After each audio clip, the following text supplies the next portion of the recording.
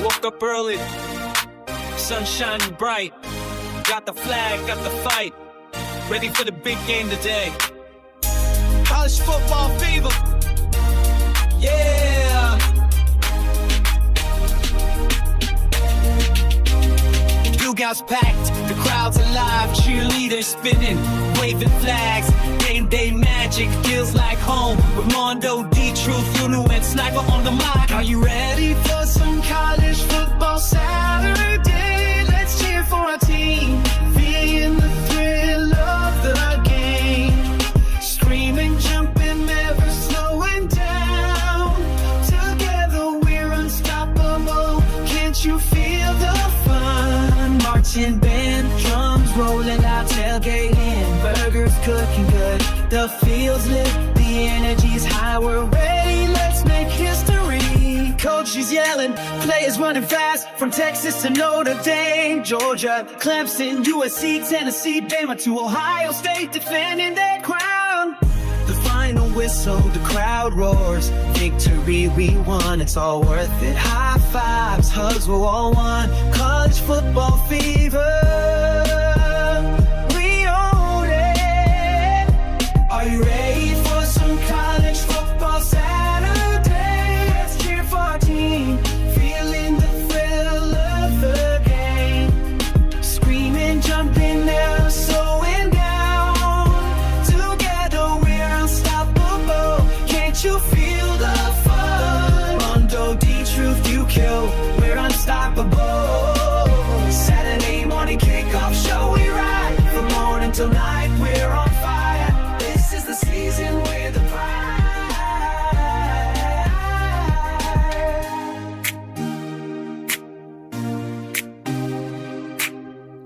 Good morning, good morning, good morning. Happy Saturday morning, everyone. Happy Saturday morning. It is week 13. It is the Saturday before Thanksgiving. Very important Saturday. Playoff play-in games on the line today. There are some teams, their season is on the line. Bowl eligibility on the line today. A lot going on. But first things first, let me say good morning to everyone that is watching. Good morning, 225 girl. Good morning to everyone that's watching. And good morning to my co-hosts, my two co-hosts here, D-True, Sniper. What's going on, brother? Happy Saturday morning to you. Russell Red, where are you? Russell Red. Hey, he I came in Saturday night. did he? Yeah, he came in Saturday night, man, to give you your flowers. Yeah. Saturday night I was at work dealing Yeah. with crazies, but hey, you knew I was coming. I wasn't hating. I was just being truthful. I was hating a little bit. He trolled you the entire season. The entire season. Only It when went trolling from goes wrong. When trolling hey, goes wrong. it went from hey, good morning, Amondo and D Truth and that hating beat sniper hate my Texas. Come on, bro. But hey, Mm-mm. that's good, bro. But hey, how's everybody doing this morning? Hey, this Saturday's gonna be great. Yeah, They got man. This some Saturday's great gonna be games. lit. Great Yes, games, sir. man, from start to finish.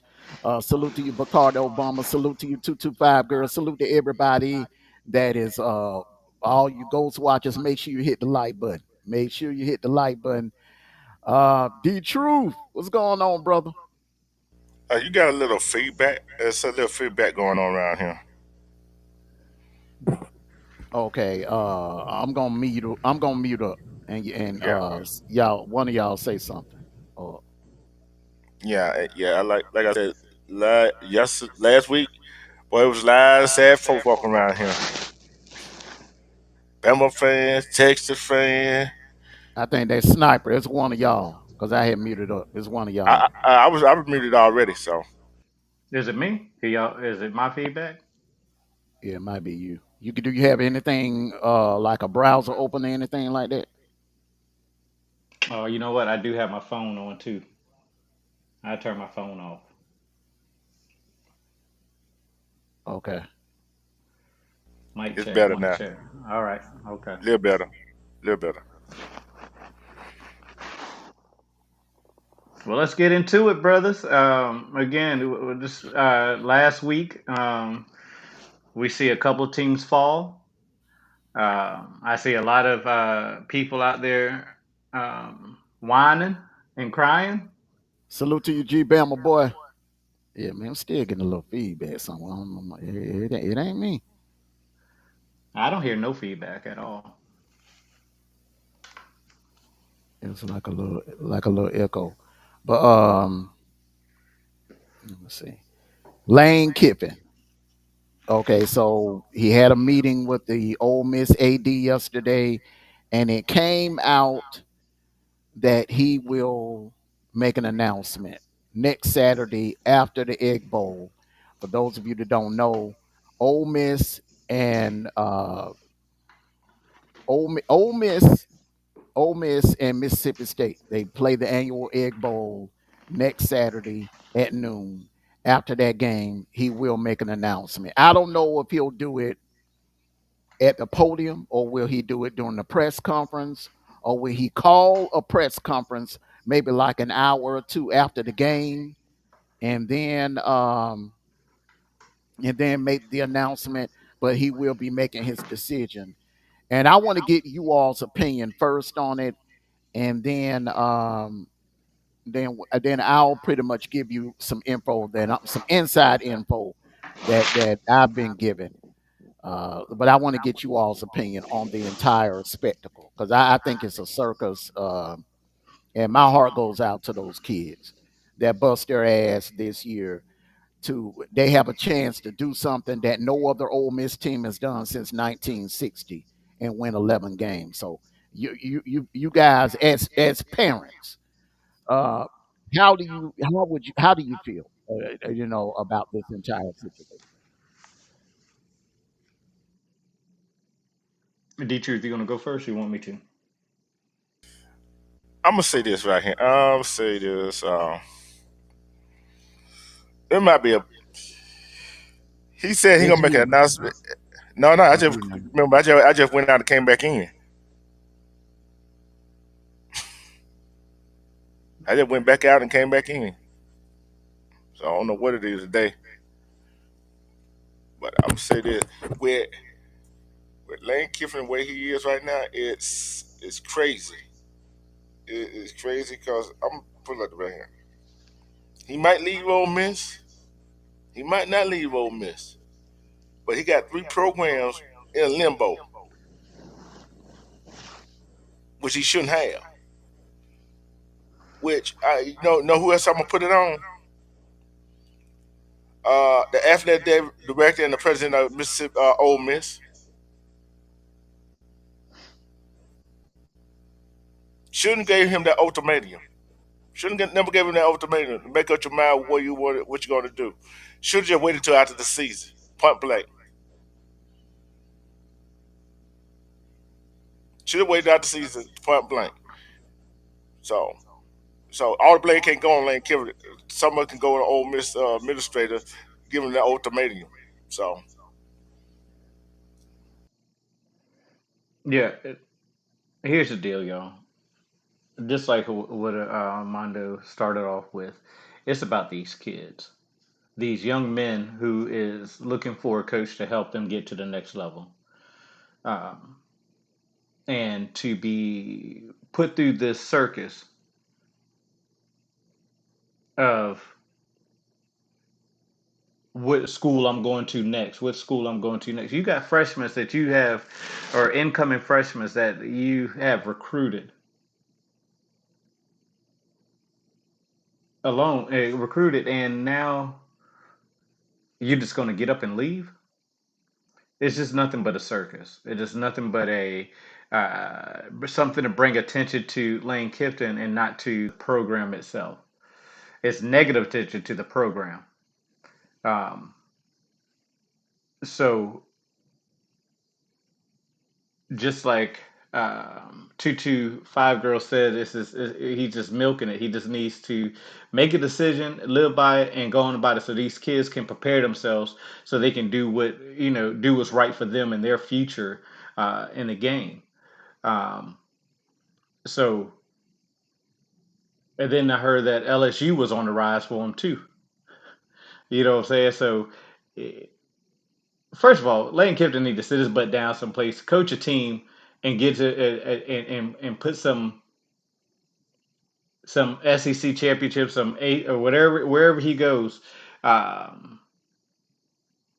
wherever he goes, need to put some type of championship together and put his name on the map. Because if you think about it, he really hasn't done anything. What has he won that's so great besides, oh, he beat a high ranking team at one point in his career? That's it. I don't even know. It's just asinine to me that he's putting these kids through it.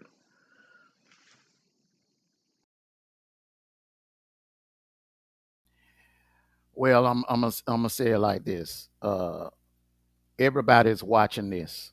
Parents are watching this. Other ADs are watching this. Fans are watching this. Parents, there's a parent in Florida, Georgia, Louisiana that has a future 5-star that may be in middle school right now. They're watching all of this and see what he's doing. He's playing the same game that Rich Rodriguez played and that Jimbo played. And it did not work out. And Scott Frost, it did not work out.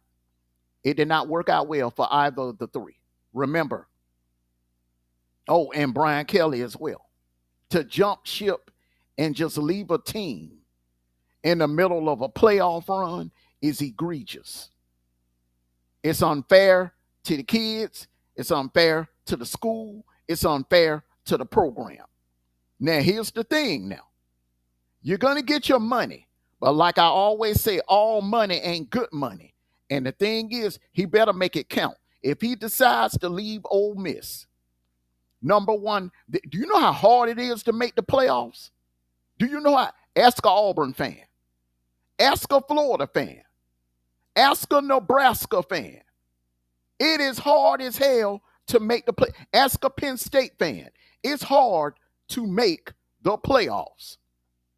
Now, you worked your ass off your entire coaching career, and now you finally at the doorsteps of a playoff. You don't put in all this hard work, then carry the team to 11 wins, okay? Barring what happens in the Egg Bowl, 11th win, First time in 65 years that this school has won 11 games. They have a chance to host a playoff game. Do you know how hard it is to get to this point? For any program, there's no guarantees that you're going to go to Florida or LSU and get in the playoffs. Nothing is guaranteed. We in the NIL era, talent is parity all across the board. There's no guarantees that you can go to Florida and win a national title. There's no guarantees that you can go to LSU and win a national title. And that's what they're going to be expecting. If you do not win a national title, especially down there in Florida. Because those fans are frustrated, they're angry, and they're looking at what's going on in Athens. They want to be on the level where Georgia is because they're tired of Georgia going to playoffs. They're tired of Georgia winning SEC titles. They're tired of Georgia playing for national titles. And they are desperate to bring back the Spurrier years. They're desperate to bring back the Urban Meyer years. And they think they have that in Lane Kiffin. And I'm telling you, it is not, if this does not work for Lane Kiffin, I'm talking about anything short of winning a national title. Them Florida fans, they don't give a damn. They would love going to the playoffs, don't get me wrong, but they want a national title. Those Penn State fans were ecstatic about getting in the playoffs last year. But this year, their expectations were winning a national title. And that's what those Florida fans, inside of 3 years, they want a natty. And if he don't deliver it, they're going to run him out of town. They're going to run him the hell up out of Gainesville. And his credibility is going to be shot. He's going to be looking like Scott Frost, Rich Rodriguez, Brian Kelly, and Jumbo. Credibility shot and hard to find another coaching job. Everybody is watching this. They are watching this. It's not going to end where he got to win a national title. I got a question for y'all fellas, right? Should all the blame be on Lane Kiffin to make the decision? And when he wasn't even talking about it, should majority of blame going on Ole Miss coming out with the ultimate? Oh, we got to make a decision by this time. You see what I'm saying? That was a rumor. That was a rumor. And Lane I don't know, bro. A whole lot of sport. Hold on. A whole lot of people, a whole lot of sportcasters, different station, even though Ole Miss was saying that they said that. See, Lane Kiffin debunked it, and the Ole Miss AD debunked it. So I have to take both of them where both parties debunked that of an ultimatum. But you got to put yourself in the AD's shoes, okay? Now, if you have a coach, a lame duck coach that don't plan on being around in 2026, and you got recruits, you got players, underclassmen that are going to be playing in these playoff games, you need stability at the head coach. You don't want a situation where, okay, you let Lane Kiffin coach all through the playoffs, and then, when it's all said and done, when he leaves, the other players are leaving with him also. So I understand, and really, if Lane Kiffin has any kind of integrity about him, he will quit playing these damn games and let the AD know, hey, I'm leaving. They're offering me $90 million in LSU. They're offering me $90 million in Florida. I'm leaving. And the Egg Bowl will be my last game. Go ahead and get Charlie Weiss Jr. prepared to coach the team in the playoffs. That's business, D-True. That's all I'm saying. Don't play these little mind games with the fan base and the ADs and everything. Because you got to remember, man, this ain't Bama. This ain't Georgia. This ain't Ohio State. This school has not been to this level since 1960. That's 65 years, man. So you can't blame these people for being upset. Well, I'm telling you what you can blame him for. You kind of like, okay, you want him to make a decision, but yet you still pushing him out. You see what I'm saying? You don't How know if that he's gonna push him stay. out? I'm to tell you, you want. I'm tell you why I said that. Um, you want him making a decision. You want him to make a decision for the playoffs, for this, for that, whatever. But then all of a sudden, he gonna get. Oh, he should have stayed around and coached him through the playoffs. You see what I'm saying? It's a double-edged sword for Lane Kiffin. And whoever said whatever they said about they gave him an ultimatum. They should have kept their mouth shut. Cause it making Ole Miss look bad too. Not just Lane Kiffin. But D True, look Hey, I at got to put it on the school too. I got to put it on the school too. I'm not putting it on no, Ole I'm Miss. not putting it on the I'm not school putting it on neither. them. It is they are the victim, in my opinion. And and also look at Lane Kifton's history. Bingo. Look at Lane Kifton's history. He would jump ship at a drop of a dime to go to any school. And this is the worst of them all. I don't think that Ole Miss gave him that ultimatum to say, "Hey, make your decision now." Uh, I think it's more of a, "Hey, listen, man, you dangle around, and these kids got futures at hand. This program is at hand. Again, 65 years, and you bring us here. Do you want to go because of the name of a school? Come on, that's just crazy. So, But y'all got. but no, but well, hold on, and then, but it's you can't blame the school because at this time with this coaching carousel that's going on, they got to make sure they get the right man in position for it if he decides to leave. If it was the case of you hey make a decision by this day or else they got to make sure they get the right person in place for it. There's too many coaches are being snagged up left and right. Coaches that are also that is trying to get extensions or they're getting extensions when they're thinking about going. Kipton, his history is horrible when it comes to being. How can you ask somebody to be committed when you're not committed? How can you ask a student to be committed to your school and not hit the transfer portal every 5 minutes when the coaches are doing the same thing? I'm just saying. And real quick, G Bama boy, Lane Kiffin ain't got it hasn't proven nothing. But I'm gonna say Think this right. about his school. Think about the schools he's been at. Does he have a winning record at all the schools he's been at? He hasn't proven nothing, bro. No conference title. Not one. Not even But at but Florida Atlantic. but the thing about it, before all this, everybody was like, oh, Lane Kiffin this, Lane Kiffin that. It was just speculation. He might go to Florida. Florida was wanting LSU wanting. His name was on the coaching list, right? Wasn't it? Yes or no? Say that question again, DT. I said before everybody said he was going to Florida, going to LSU, his name was on the coaching list of them two schools. Before before that so-called infamous ultimatum, oh, No, we got to make a decision for this time. His name was just on that list, by candidate for that coaching job.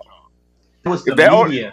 his that was the there you media. go, there Hold, you hold, go, hold, there you go, hold up, there you go. hold up, D True. My point exactly. But what you're failing to mention is he's sending his wife and kids to Gainesville And and for meetings and stuff, and he's also sending his wife and family to Baton Rouge. If you're and committed, if you're committed, if you're committed to and during the playoff run, come on, man, that's creating distractions. for who? For the school. But Next question. but hold on. But the school committee, they did it themselves. How did they do it themselves, How D2? Put did it they away. do it themselves? Put it away. You can say whatever you want to say, but it was out there. Nobody was talking about his wife or going this right, whatever, whatever. Until the ultimatum is like, oh, the ultimatum came out. How many coaches that was by naming the coach's job and sending their wives That and family members to these that was schools to look somebody at them. that ultimatum comment was somebody from Florida, some troll from Florida put that lie out there. That was But that nobody from Ole Miss side ever mentioned that. That rumor came from somebody from Florida. Because it's damn near like they're stalking this man. It's damn near like they're desperate. They're desperate because they see what Georgia is doing. So they think Lane Kiffin is going to bring them to the promised land. And just for some of you trolls that saying, "Oh, Mondo, you a Georgia fan, you scared of we ain't scared of no damn Lane Kiffin." Okay? Lane Kiffin's only victory over Kirby Smart ever was against his worst team last year. Was Kirby's worst team. The year before that, we dropped 50 points on their ass, and we could have dropped 60 on them this year. All right, so nobody is worried about no damn Lane Kiffin. The only coach that Kirby has had problems with is Nick Saban. And Lane Kiffin ain't nowhere near on that level. I'm talking about what's right and what's wrong. The ones that's gonna suffer from this entire ordeal are the players, the ones who he's living rooms he sat in and made promises to the mother and fathers, the ones that he recruited to come to Ole Miss. Those are the ones I'm thinking about. I don't give a damn if he go to LSU or if he go to Florida or if he go to Penn State or wherever. It's about what's right and wrong with me. That's all I'm saying. you know this. You know that football business is not about no right or wrong with some of these folks. I know you would have said, "Oh, I'm staying here at Ole Miss off the rip." You know what I'm saying? So, but the bottom line is, too, we know coaches and we know players. Some players they know what they're going through their mind, and Let me we say know something real. we know some coaches' wives, whatever, go visit this place, whatever, to see what it look like, whatever, whatever. But that really don't mean that to do it. Well, obviously it means something because Not really. listen. It's a Until he, numbers like I game. said, like I said, until he announced after the Egg Bowl that he leaving Ole Miss, I'm leaving none of this stuff. I don't care what media says. The thing is, he playing a numbers game. Mm-hmm. That's all it is. Now I'm not get your money. I'm not knocking that part. It's the thing is, you dragging these kids that bust their ass for damn 12 weeks for you. That's the problem I have. They are the ones that's gonna suffer. Blood, sweat, and tears all through spring camp, all through fall camp, out there in triple digit weather to get to this point on the brink of a playoff appearance and hosting a home playoff game. And you gonna jump ship and leave them? And just like Sniper said, the history, it's a pattern with this dude. He did it to the Raiders. He did it to Tennessee. He almost did it to USC, but they got his ass up out of there before he got a chance to do that. Pat Hayden stayed one step ahead of him and got him the hell up out of USC. He did it to Florida Atlantic. Ole Miss, look, before he got that job at Ole Miss, nobody wanted to fool with Lane Kiffin. Nobody. His rep was messed up. They gave him a chance when Florida thumbed their nose at him, LSU thumbed their nose at him, Notre Dame thumbed their nose at him.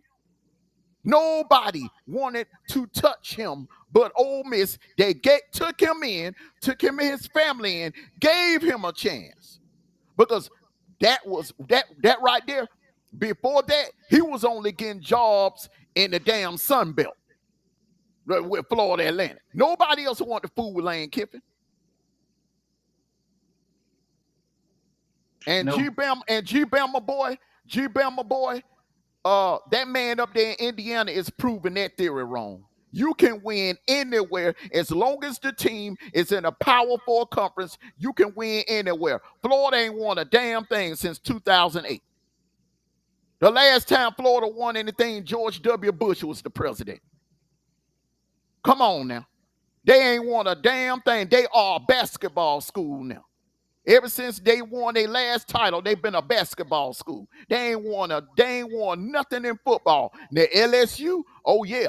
Now you can go there and win a national title. If Les Miles can go there and win a national title, Ed Orgeron could go there and win a national title. I know damn well Lane Kiffin can go there and win a national title. But he has to win a national title.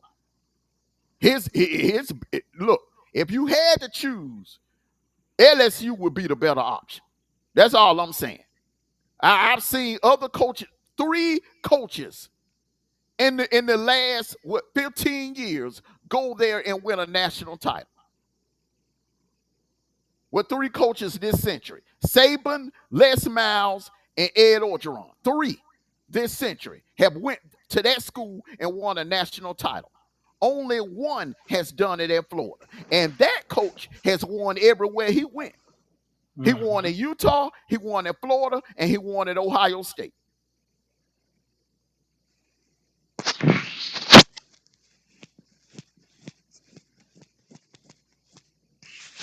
Lane Kiffin is just like I said. He could he be a good coach? He probably could if he stayed in one spot longer than 5 years. And to no good, he won't leave until he recruits. I think it's supposed to be his recruits will go with him. He know his recruits go with him. Listen, these kids right now, hey, I'm telling you, they're smarter than what we'll give them options for, or give them option for. They know Lane Kiffin's history. It's school, then coach. Well, I'm gonna tell you like this: if I'm Kirby, and if I'm Kalen DeBoer, the Eli Drinkwich, Clark Lee, and especially if I'm Mario Cristobal and I'm Mike Norvell and the coach down there in South Florida, I am using this against Lane Kiffin. When I go visit a kid, I'll be like, hey, look, Lane Kiffin, he a good coach, but can you guarantee he gonna be there by your sophomore year? Can you guarantee that he won't jump ship by in the middle of your the end of your sophomore year? Or you look what he did to those kids at Ole Miss in 2025, right before the playoffs. Can you guarantee? I'll be talking to the parents. I'll be like, ma'am, sir, can you guarantee that this won't happen again? If, let's just say, if the Miami Dolphins come a calling, or if the Chicago Bears come a calling and want to dangle some money in Lane Kiffin's face, can you guarantee that he won't jump ship and do the same thing? Because he has a pattern of doing it. But I'm gonna say this right here. I would use the hell out of this if I'm Hey, crazy. I ain't worried. I hope he go for it. I hope he go. Watch what happens. I'm gonna say this right. I'm gonna say this right. I'm gonna say this right here. You can say it about any head coach. No, you can't. You see what I'm saying? No, you cannot. No, you can't. But hold on. You trying to say? Hold on. You trying to say? Hold on. You said no college coach want to be a coach in the NFL. Nope. Every college coach does not want to be a coach in the NFL. Do you know Kirby done turned down 3? He done turned down 3. The Cardinals. Hold up. I know for a fact. I'm a Georgia fan. I got inside info. All right, so I'm telling you what I know, not anything off the top of my head. Kirby has it came out of his mouth? Has it came out of his mouth? Now hearsay. Kirby has turned down 3 freaking NFL damn jobs. I know this for a fact. Don't tell me something. Hold on. You can't say something I don't know. Hold on. You cannot say a coach. You cannot say he don't want to be in the NFL. He turned it down. He turned it down for right now. For right now. You don't know about the future. I know I'm not going to reveal my freaking sources, but I know. But hold on. You don't know about the future. Look. Right now. No, Go, look, we now, no, we look, talking about any head coach. We look, talking we about ain't got any time head to be. We coach. ain't got time to be moving no damn goalposts, No, bro. no, I You ain't moving the sit up here. goalposts. You If don't you like what sit I up here, just if said. you Hey, no, if you coaches sit up that here, want to be in the NFL, put it away. Y'all don't. Y'all, I understand his track record, right? I understand the track record. Y'all don't put it. See, y'all don't put it out there like he don't left Ole Miss. Say, I'm leaving Ole Miss. He don't. Oh, I'm leaving Ole Miss. Like he already announced it. He ain't announced jack yet. We don't know if he going nowhere. We don't know. Look, these coaches come in and tell these parents, tell these kids different on thing. It ain't no guarantee what the coach is going to do. Or the is it? the Well, here's point the, is and I'm the Is it? can point. I Is it? can I, Hold on. hold The on, point D-Truth. You I'm trying can't to ask this make. question. The point what I'm trying to make is hold on. Let me answer G Bama's question. G Bama boy, he's done a hell of a lot more than what Florida's done. He's taken Indiana to a playoff. Have you ever seen Florida play in a playoff game, sir? Have you ever seen Florida play in a playoff game? Mm. Since it's been in existence in 2014. I'll wait, G Bama boy. That's the point I'm making. Kirk Sitnetta took them to the freaking playoffs, and Florida has never sniffed a playoff game. Okay, now the point is, I don't give a damn if he chooses Ole Miss next Saturday. He's been playing games throughout his coaching career. He's been playing these same games. He did this a couple of years ago with Auburn. He did this a couple of years ago. The same thing he's doing right now, he did it a couple of years ago. What I'm saying is, where is the loyalty? Lord, I'm big on loyalty. Damn money. I'm big on loyalty. Especially when a program gives you a damn chance to resurrect your culture career. And then you defecate on them like this. You defecate on the kids. You defecate on the fans. And you defecate on the damn program. That's all I'm saying. He ain't left nowhere yet. But no, oh You my ain't you God, ain't D get what I'm Truth. saying, man. Okay, let's I move on did. to the. Look, Let go Let's let let's G move goddamn on say he it, got because man. look. you just Hold playing on, hold games right now. You on, playing hold games Let right on, go now, say brother. that all day. You ain't hear a word I damn I said. heard what you said, but you act like he had left already. Everybody that tell me to hear a word I damn said. Let's walk. Eh, Oh, but is he still at Ole Miss right now? Is he still at Ole Miss? That's all I Let go want to on know. mute. You didn't hear a word I said. I didn't say Yeah, a yeah, damn thing about he left. Did I say he left? Did I say no, he left but Ole that's Miss? what you're All right, then indicating. why you asking me that dumb ass shit? Look, no, Why you asking they me ain't that no dumb dumb question. That is not a asking dumb me that question. dumb I'm ass trying to shit? clear it up for I the never folks in the said he chat, left and Ole we're Miss. gonna go back and I read, never look at said this he left. thing. Ladies and Who gentlemen in go? the chat, did I ever say that Lane Kiffin left Ole Miss? Did anybody hear me say that? No, I No. didn't hear nobody say that. It's a Turn fact. your Look, volume up on your It's headphones just if the you can hear way me. you turn put your it. Turn. It's volume, pull just your I damn never volume said he down. left Ole Miss. I never hey, said he just, left Ole Miss. no, but it's the You way need to we adjust. worded it, You bro. need to adjust Look, your audio. You hold need to on. adjust You your got damn look, headset. I hold never on, said he left Ole Miss. I look. never I said he never left Ole Miss. look You here. ain't Look, listening. yes, You I am. don't listen. You do Yes, this, I but you did. don't listen Yes, yeah, I when did. other Yeah, I people did. talking. You Go thought that's and what look. you If did. I was You took anybody else, everything I if I said, went heard you over your say that, head. if I was You anybody it went else, over your if I head. were listening, if I were listening from a phone not on the panel, you know what I get from that? It's the way you word things, bro. I never You ain't said got no way. to. No, you ain't got to. Nobody, You do not have to say. You nobody don't have to in the say it. chat, and if people in the chat understand what I'm trying to say. It's all about loyalty. I never said the man was gonna leave Ole Miss, and I just said that's how I know you don't listen.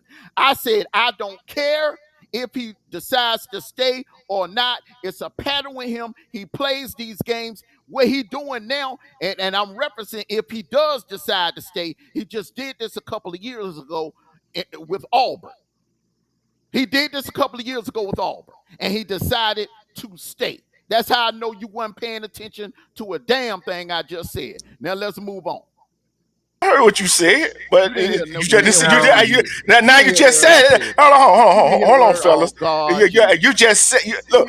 People Now go you watch just the not say what playback. you just said, but it Go was a watch the long goddamn playback. sentence. Go But in watch the between that, you playback. didn't say it. You didn't When say we done that. with this, D go Truth, watch you the stop playback. moving the Cause you goalpost, embarrassing bro. Move yourself. it on. You embarrassing yourself You're right now. embarrassing yourself Go right watch now. the Yeah. playback. Go Y'all watch. don't like the way I analyze things. You don't listen. You No, don't you I listen. do listen, You listening. don't bro. listen You when just other you people caused talking, it. You or just your you audio just. going out or something. uh, Something. One of Hey, the cause, two cause, going on. turn your audio down. You loud. but like I said, before that, I don't care, troll, whoever, whatever. Before that came out, nobody was saying, "Oh, this right here." Nobody had no problem with it. Although he do what he did in the past, right? But They we don't are know what we're gonna stay. So they guess are what? they It is they what it are is. they are It ain't my stalking team. this man. They It are ain't my stalking team. this man. It ain't my team either. I just feel for the kids. My heart goes out to those kids. Exactly. Can you imagine? Let me ask you a question. Let me ask you a question, D. True. All right, 'cause me and you, we came from the same background. Can you imagine going going 10 weeks, busting your ass at your old high school in the hot sun doing practice, blood, sweat, and tears, playing your ass off on Friday nights, going 10-0. You getting ready to go to the playoffs. You hyped up, fans hyped up, your family hyped up, everybody ready to see your high school getting ready to go to the playoffs. And then all of a sudden, your coach, word come out, your coach is playing games, entertaining other teams. I won't give a damn because guess what? I'm gonna be still prepared like I'm prepared for. Oh, Especially, and I'm tell you why. I'm tell you why. Especially if I okay. got colleges looking at me. Why should I worry about what that coach doing? I can control what I do. You see what I'm Man, saying? get I control what I do. sit Oh, down somewhere. I've been serious. okay. I I control what don't. Okay. I do. Hey, I don't listen. know. I I control don't what know I about. do. I don't know about you. I don't know how it was with you and your coach at high school, but the head coach that I played for, bro. See, back then, coaches didn't just coach; they were also in the classroom. They did some teaching. They're mentors. We went through a lot during spring training, fall camp, or whatever. They become your mentors. They don't just be your coach, blowing a whistle and calling plays and yelling and screaming at you. You form a bond with them. They are like an authority figure in your life, and you do form a bond with them. That's what I'm talking about. I formed a bond with my head coach. See, I know what you're talking about, but yet you still got to control your own thing. You can't control what that man does. You know what I'm saying? You got to make your mind up yourself. Oh, am I going to just sit here and light the gas and not try to compete, or are they going to let the team go down in flames? You see what I'm saying? That's the bottom line. Wait, you Although some kids might say, "Oh, he leaving, so I ain't no use me to keep trying." I don't know what's But in your still, coffee you this morning, but but it's not but good but, for your soul. you but know thing what? is, I'm gonna say this and I'm gonna leave it at this. I but think thing the is, universe, the especially universe, if the kid got a chance for the NFL draft. yeah, yeah, Come but on, but man.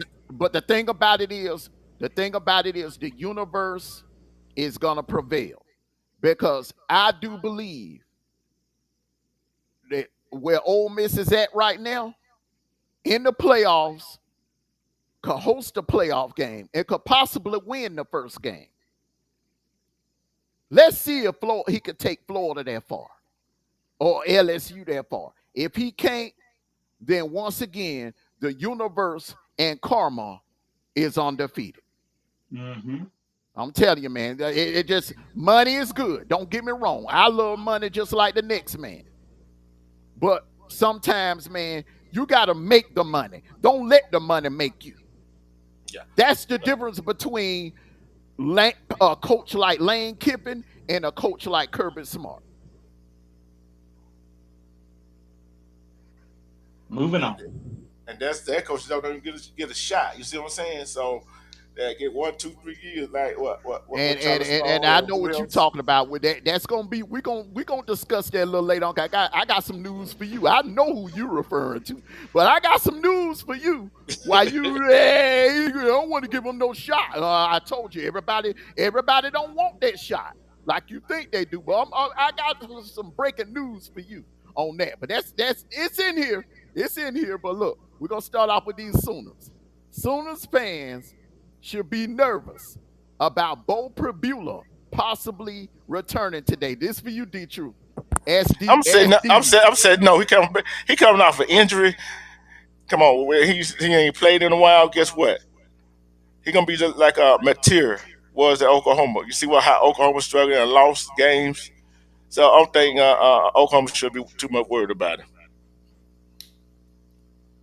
I'm gonna say no. Also, I think that the Sooners defense is gonna play their game and not worry about who's back there. So no, I think the Sooners is gonna be they're gonna be just fine.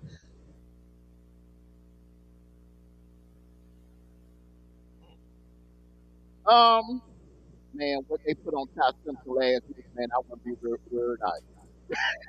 I wouldn't be worried either. But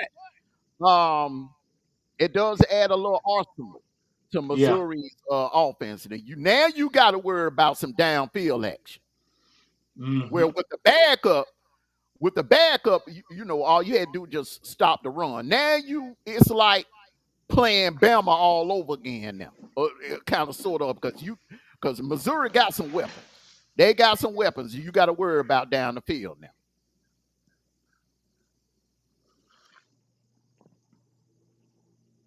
But I still think Oklahoma should be able to pull it off.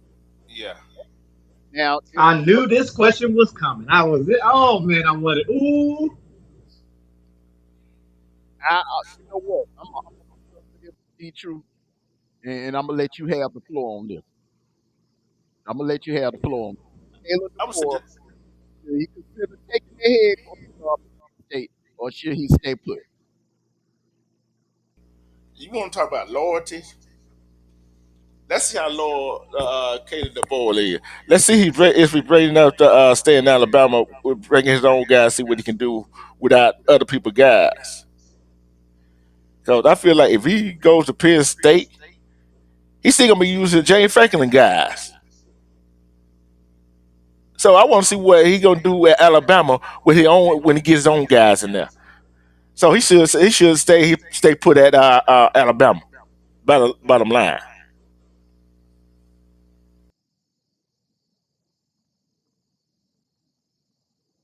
I think that Kalen Zabor, he's got something brewing. I know the fans are impatient and everything, but he got something brewing in Alabama.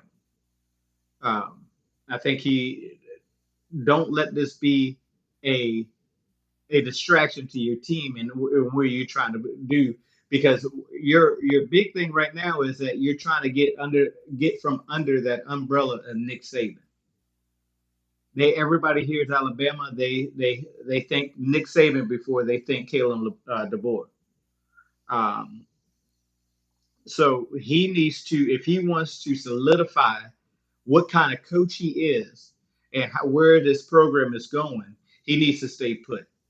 I don't think he need to move to any other school because again, you go to Penn State, you're going to be starting all over again.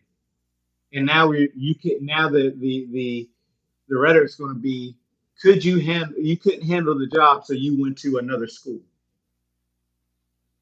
I think Alabama needs to tell him, hey, stay right here. It's warmer, and he's got a good thing going. It's going to take him some time. I mean, not every coach can win national championships their first couple of years. It takes some time, but you start getting this program and under your scheme and what you do, it's going to be all right. But all this carousel of moving just because what the fan base said, hey, the fan base, the only thing they do is go to the games and watch it and then do couch coaching. You need to worry about where you're going and where you're going to put these and how you're going to set these players up for success. So my answer is no, he should not consider coaching the coaching job at Penn State. G Bama, you must have been in a 24-hour coma, brother, because it was all over the sports media yesterday. That Penn State is coming after Kayla DeBoer for their head coaching vacancy position. Mute up real quick, sniper. Mute up real quick. I'm trying to see something. Hold on. Yeah, that was all over the news yesterday. That was all over the news yesterday. Um, I think he should stay put at Bama. I think Bama next to Georgia, Bama may be the best coaching job is because of the resources. Because of the resources. But Bama comes with a lot of headache. Those fans are entitled. They ain't used to losing. They panicked. I mean, you got fan base, and did you know what I'm talking about, man? You got tired fans that'll go drive their cars in lakes. You got tired fans that if they're married to an Auburn fan or married to a Florida fan, they'll divorce that person after a Bama loss. And these are some true stories. Bama fans will fall out if they got their best friend is an Auburn fan, or they'll fall out with them. These Tide fans they ain't wrapped too tight. They don't accept losing. I mean, I'm not saying get used to losing, but they don't know how. They don't. If this man if Bama lose to Auburn, I think he gone anyway. That is my prediction. If Bama lose to Auburn, they gonna run him the hell up out of Tuscaloosa. I'm telling you, he will not be back in 2026. So I would put them on ice because right now Penn State ain't really in no hurry. They ain't desperate like Florida and LSU. Okay, I would tell Penn State, hey, look, I'll get back with you after the Iron Bowl. If they lose it, if Bama lose that Iron Bowl, they gonna run him. He ain't gotta just up. They gonna run him up out of Tuscaloosa. I'm telling you, he gonna get death threats and he gonna get the Bill Curry treatment. Go Google how Bama fans treated Bill Curry. Bill Curry averaged 9, 10 wins a season, but because he couldn't beat Auburn and he couldn't win no national title, they ran him up out of Tuscaloosa. Them fans are crazy up there.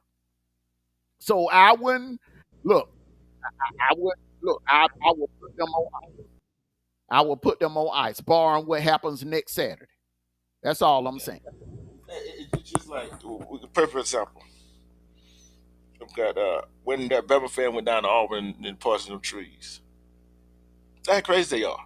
No other Remember that? no other fan base does go poison trees. That's something a Tide fan would do. You will never hear of a Florida fan or Ohio State fan or Georgia fan or Auburn fan going to somebody else's campus destroying their property. That's a Bama thing. I'm telling you, Sniper, they ain't Cause, rap too yeah, cause they got mad because an Auburn fan put a Cam Newton jersey on Bear Bryant. Come on now. You could take the jersey off, but you can't keep the trees alive. And I like what Nick Saban said. I like what Nick Saban said after that, what that happened. That's why I don't like Nick Saban because he was at Bama, but I like him as a person. He said he do not like what that fan did. You see what I'm saying? That's what I like about Nick Saban. He called that fan out. So it is what it is, bro. Them Bama fans, yeah, they are kind of cuckoo for Cocoa Pops. Exactly. But I agree with the both of you. I feel like he should stay put. Bama is one of the top jobs in America. And I really feel like that's really where Lane Kiffin want to go. And if Lane Kiffin was smart, he would do a 2-year extension for Ole Miss, a 2-year extension. Stay put at Ole Miss. Be patient because the job you really want, the place where you really love, may come available. That's all I'm saying, Sniper. I mean, we all know that's where he really want to go. He want to be in Tuscaloosa. He wanted, and that was the thing is that when he was a coordinator at Bama, he was waiting for Nick Saban to leave because remember Nick Saban. There was a couple times he was going to retire, and Kiffin was like, "I'll be the next person up. I'll be the next person up." But it didn't happen in his time. So hey, yeah, that's a place he wants to be. There was, and to go back to, it's like everybody thought Kirby Smart would probably go back to Alabama when Saban retired because to go take over that legacy. But what did he do? That loyalty, he stayed. Well, let me tell you something. Kirby, the only way Kirby will leave Georgia, I will say this, D. True, just to piggyback on what some you said earlier. Kirby would There's only one job that Kirby would leave Georgia for, and that's that Philadelphia Eagles job. Because the team is loaded with ex-Bulldog players. It'll be like coaching Georgia again, but on the NFL level. You know what I'm saying? So that's the only way I can see him ever leaving Georgia. But the Eagles are becoming a dynasty, and that coach is young, so I don't see that happening no time soon. Mm-hmm. I don't see it happening no time soon. And Georgia got money too. We got that Delta, that Ford, and that Coca-Cola money. We'll pay whatever the hell we have to pay him to keep him in Athens. And we still got that peanut money too. Exactly. Common sense, we ain't doing no Bama slander. Where you come up with that, man? Hey, listen, you I know you upset that Bama lost last week, but we ain't slandering it. We just saying that, hey, the board need to stick around for a little bit. I mean, what's going on? You and G baby, y'all got something wrong in y'all coffee this morning. You wow. All right, man. Next question, man. This for you, Sniper. This is especially for you. Kirby Smart's aggressive play calling in 2025. It just didn't start last Saturday with the onside. Kirby being like, if he's past the 50 or the 40 and it's 4th and 3, you notice this man has been going for it a lot. So Kirby Smart aggressive play calling, has this made the Dogs the most dangerous team in the playoffs this year? This is a twofold question because I'm gonna add a little bit to the question. Kirby Smart has been. We've seen it a couple times throughout the years since Kirby's been here. Y'all remember that fake punt with what's the kid name? Oh god, the fake punt where everybody knew it was going to be a fake punt because they put the quarterback back there and try to run it, which we all got to say. He's done it a couple times. He's been doing that going for 4th down throughout his years. Every once he lost a lot more than he's gained, but it's all coming too because you remember years we didn't, before Bobo got there, we didn't need it because we were doing our offense was just striking left and right, score at will. But now he had to come up with something to make this offense better. And I see these aggressive play callings. I've seen it come out, just like we've been complaining about the bubble screens and just the vagrant plays, the very bland plays. But now we're seeing it coming twofold. What's coming out of those bubble screens? I mean, why are we throwing, we're throwing 30 yards down the field off of a bubble screen because now people think that now they're focusing, that's all they do is bubble screens. Now we got players that can go down the field. We had the players to be aggressive now. Last year we didn't have it. Last year we didn't have the players to be aggressive. I mean, we had more drop balls than everybody in the country last year. So to put them dangerous, I give credit to Kirby Smart, but I also give it to Bobo. And he's starting to use his quarterback to his abilities, and that is you can't stop that. You can't stop it. You learned that last week. Texas had a good defense. Well, only thing we was worried about that front seven. Because they come off the ball, they know how to get in the backfield, and they know how to disrupt the pass, they know how to disrupt the run. But now the aggressive play calling that Bobo's calling that the plays are coming through. Hey, listen, it's just like I told Russell Red last week. You got to pick your poison with this team now. You can't just say, Georgia's just going to run the ball, which we're going to get our yards on the ground. But we got players that can catch. We got players that can get yards after the catch. So you got to pick your poison. Yeah, Common Sense TV, most teams are going for if it's 4th and 1 or maybe 4th and 2. But Kirby is going for it now on 4th and 5, 6, and 7. Yeah, he Like in don't that care. Tennessee game, 4th and 6. I mean, Kirby was never doing it like that. Never doing it like that.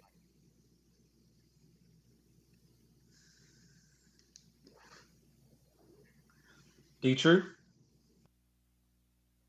I'm gonna say this. Nah, because the play calling it predicts what you want to do. You know what I'm saying? In a game, when when play calling comes up, when the head coach or the offensive coordinator comes up, it dictates what you want to do. Do you really want to put this team away, or do you want to take a chance? Okay, and I don't think the play calling make Georgia a dangerous team because now some team gonna be looking out for what they going to come out for. Because Steve Stark, he said he waiting on some kind of trick play from Kirby Smart and them, right, from Georgia. So I don't think it make it a dangerous team. And sometimes you got to do what you got to do to get your team in the end zone and keep the game alive and stay ahead of them. So I don't think it make them a dangerous team. Let, So let that's me some ask, decisions coach. That's some things head coach going to do. Because we went on 4th and long. A whole lot of teams went on 4th and long. You see what I'm saying? And many teams don't did onside kick, fake when, punts. You know what I'm saying? So it really, let me ask you a question. Have you ever seen a team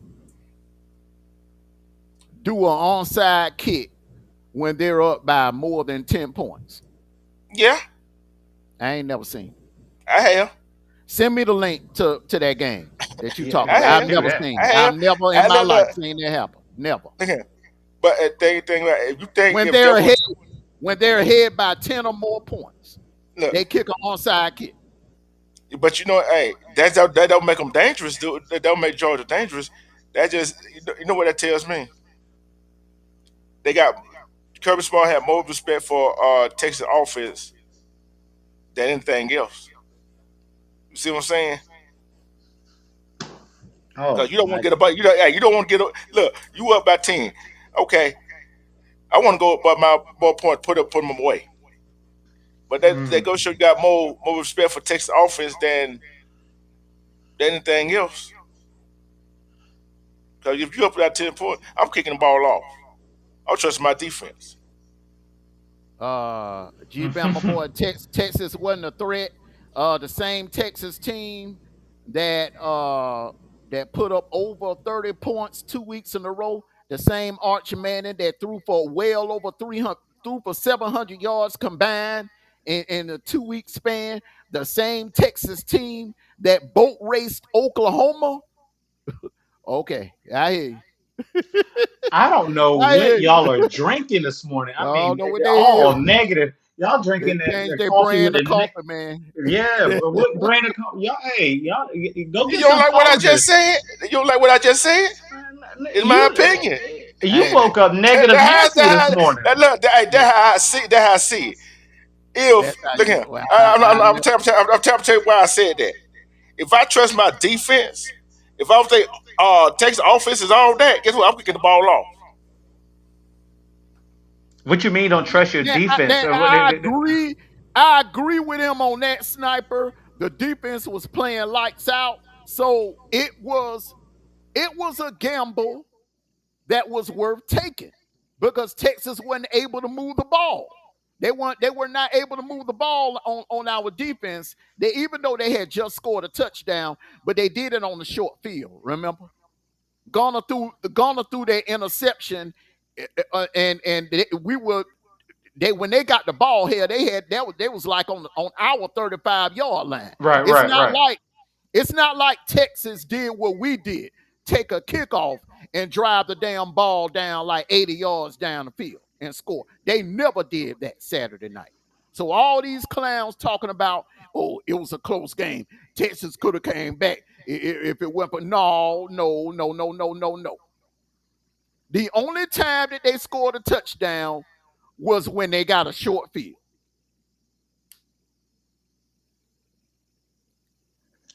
Oh man, Yeah, common but sense. Common Sense TV, they beat the team that just beat y'all. Remember? Mic Texas drop. beat Texas beat Oklahoma, blew them out. The same Oklahoma team that went to Brian Denny and beat y'all. Okay, stop hate. Stop hate.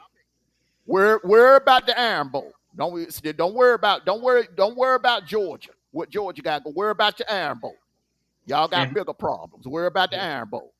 and, All and, right. and that question that you just asked right there is going to be your big problem right You know there. what I'm saying? So, Sitting there trying to discredit our opponents. Come on, man. Texas beat Oklahoma. Texas blew out Oklahoma. Yeah, and yeah, and look what common sense. I congratulated y'all already for being the September national champions for 2 years in a row. Y'all are the September national champions. But what do you have to show for that though? That I've never seen a September national championship trophy. You know what I'm saying? I'm saying it right here. Hold on, That's let all me they get it right. care about is beating Georgia, though. That's all But they hold care on. about. That's why they can't win no Hold more on, Mondo. national. Hold on, Mondo. Let me take care of this. This is shut up, right? They're going to start typing right here. Y'all beat Bama, but Georgia at number 4 sitting comfortably in the number We 4 beat spot. ourselves. We beat Yeah, but ourselves. hold on. Let me I finish. would Let me never, finish. I would never concede to the fact that Bama won that game. We beat ourselves But hold on. Let by me finish. by making I'm a finna make dumbass play call on fourth down. We beat ourselves. I'm finna make that statement. Georgia's sitting comfortably in the playoff right now. Yep, Bama, y'all got to win next week. Oh, and, y'all, if y'all losing that week, guess what? Y'all was out of everything. exactly. And G Bama boy, here's the thing about it. The committee never respected that win y'all had over us. Because guess what? They always kept us right behind y'all. Am I right, Sniper? Every you right about that? when Bama was ranked 7, we would be 8. When Bama moved up, we moved up. They always kept us right with y'all because they never respected that win. They know we beat ourselves. It wasn't no situation like what Oklahoma did to y'all, where Oklahoma dominated last Saturday. It wasn't a situation like what Florida State did to y'all in Tallahassee, where Florida State dominated y'all. Everybody knows that watched that game for the entire 60 minutes know we gave that game away by making dumb decisions and putting the ball in the wrong person's hands on that fourth down play. Oh my God! And then That's y'all why we want to go rank back, higher. Hey, They hey, just like but no, listen, but they just listen. hold on. They just like Notre Dame and Miami. They don't respect that win. The committee don't respect that win because they know who's better right now in November. They feel that Notre Dame is better than Miami in November today. And the same thing about Georgia. They feel like Georgia is better than Bama right now. That's why we are ranked ahead of y'all. And that's why everybody is saying, even though we ain't gonna play in the SEC championship game, everybody knows we are the best SEC team right now. We're Hey, playing you football know the right bad thing about it is they talking more about JMU making the playoffs more than they are talking about Alabama making the playoffs. Go sit down someplace, you two. now. And Next question. beating Auburn ain't gonna be enough. That ain't gonna be enough to jump Notre Dame. They're gonna have to go to Atlanta and win in order to jump Notre Dame.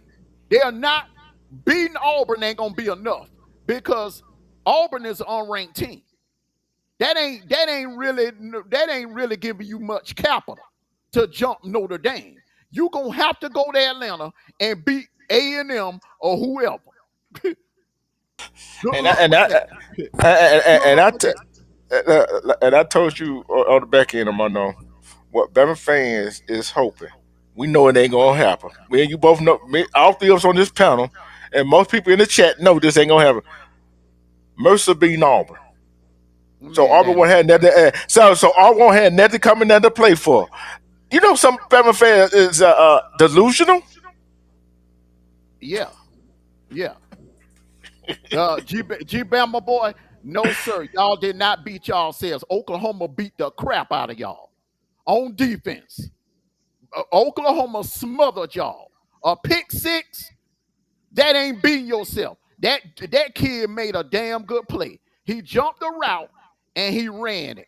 He outran your entire offense. A defensive guy jumped the route and outran your entire offense, bro. No sir.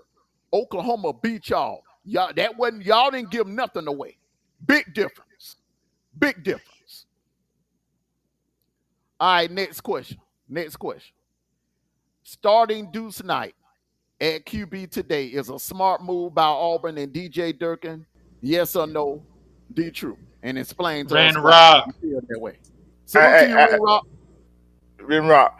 I said that about 2 weeks ago when this question was coming out. I said he gonna sit Austin Daniels, right? Because if we play him, his college career over. If we don't, if we side him, he get to play against Alabama. Then still come back next year and Deuce Knight get to sit behind him. Because I think I'm like the right here. Jackson Arnold, he's good, but Austin Daniels a whole lot better. He showed it because he played a whole lot of college football, and that was a great move. I seen it coming. People like, he should play. Why play against Mercer? Why play against Mercer? Waste up his eligibility. That wouldn't make no sense to me. Let him sit out and play against Alabama. Yeah, he might be a little rusty, but guess what? We're gonna run the ball against Alabama. Then let him get in the rhythm against Alabama. And Deuce Knight will get some good learning experience against Mercer. Get learning experience. So it's a win-win for Auburn anyway. So I said send Deuce Knight, started Deuce Knight today. Great move. Send Austin Daniel, great move. I would unleash that freshman tailback too. That 5-star freshman tailback y'all got. For I would Auburn, unleash. Hell yeah. I would oh, he unleash gonna him play. today. Yes, Oh, he sir. gonna play. Yeah, True. yeah. Everybody playing. Everybody Yeah. gonna play. It is to give Deuce Knight, the Cale Coleman, Singleton, all of them gonna play tonight against Mercer. Sniper. Smart move. Yes or no? To start Deuce Knight and sit Ashton Daniels. Smart move. Smart move. Smart move. Reason being, even though it's just Mercer, it gives him some good time, some good playing time, and get him some a little bit of a rhythm. That way, when he goes into the Bama game, then he has a little bit of field advantage. You know what I mean? The boy can Mm-hmm. throw, the boy can run. He's a dual threat. He might be a triple threat, but he is. I think this is it's going to be his time to shine. I think he's going to shock Bama a little bit. It's going to be a good game next week, and I know we're going to talk about it next week. Uh, but uh, yeah, go ahead, smart move. Start that boy up. Let him get his feet wet. Let him get a little rhythm, and let him do what he do. Deuce Knight is not starting against Bama next week. Gonna be Austin Daniels. Austin So it's Daniels. be And next this week. yeah, this is another thing I would do too. If I'm Nix and Durkin, I would create some goal line packages for him. Yeah, And I would test him out today on Mercer. It's so much you can do because Auburn's strength is Bama's weakness. The ability to run the ball and just open up the passing game because Ashton Daniels is clearly I don't know why the hell they waited so long to to to start him. You know, they wasted a lot of time with Jackson Arnold. I really do believe if Daniels would have started from game one up until now, Auburn probably would be 9-3 at least. They would have at least 9 wins. But I think this kid is going to be a problem next Saturday. And but like I said, unleash that true freshman running back. I don't know if they're trying to red shirt him for next year or whatever, or if it's academic issue going on with that kid, but that kid was balling He played last last week. week, man. He played against Vanderbilt, and he been out there because he the backup to Jeremiah Carr. Babison the third, and he the backup to Jeremiah Carr. He the backup running back. Oh, okay. Okay. Listen to this. This is what I'm talking about, man. This is what I'm talking about right here. I This think is he what I'm just talking trolling, about. bro. Yeah, he got to be trolling on. He goddamn talking about EA Sports video game one. We talking about Hmm. real life. That sounds good, common sense. That sounds good. But in real life, you ain't winning no national title if you can't run the ball and if you can't stop the run, bro. And y'all old line is suspect. I don't know what's going on that right side, bro. That right side, bro, y'all can't block nobody. All right, man. Lane Kiffin, possible coaching exit will cost Ole Miss a spot in the CFP playoffs. What do you think, Sniper? I mean, they started that talk already. You know, the committee looks at if you lose your quarterback right before the playoffs, they can leave you out like they did with Florida State and what they did at UCF several years ago.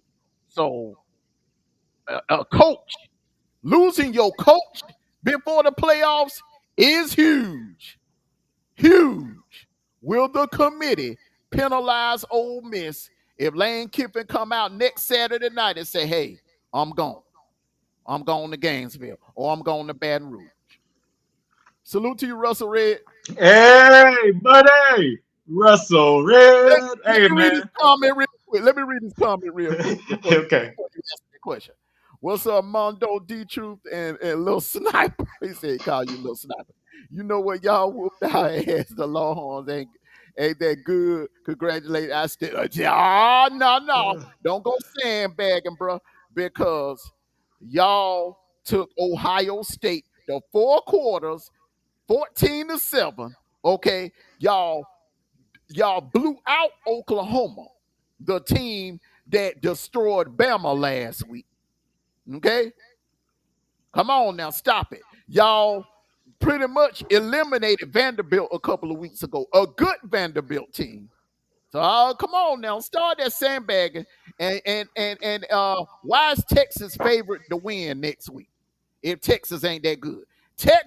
Vegas already got Texas as the favorite in that game next week. So ponder on that now. Stop it. Stop it. Salute to you, D. Santana. You know, D said, Tanner, you go hide on the Russell Red. Hey, bro. Yeah, I concur everything with what Amondo just said. But hey, listen, I told you, you had to pick your poison last week, and it was just too much, too many options for you to pick. But hey, I ain't no hater, bro. I'm just an analyst, bro. That's all it is. Lane Kiffin Foster losing the coaching to this question right here.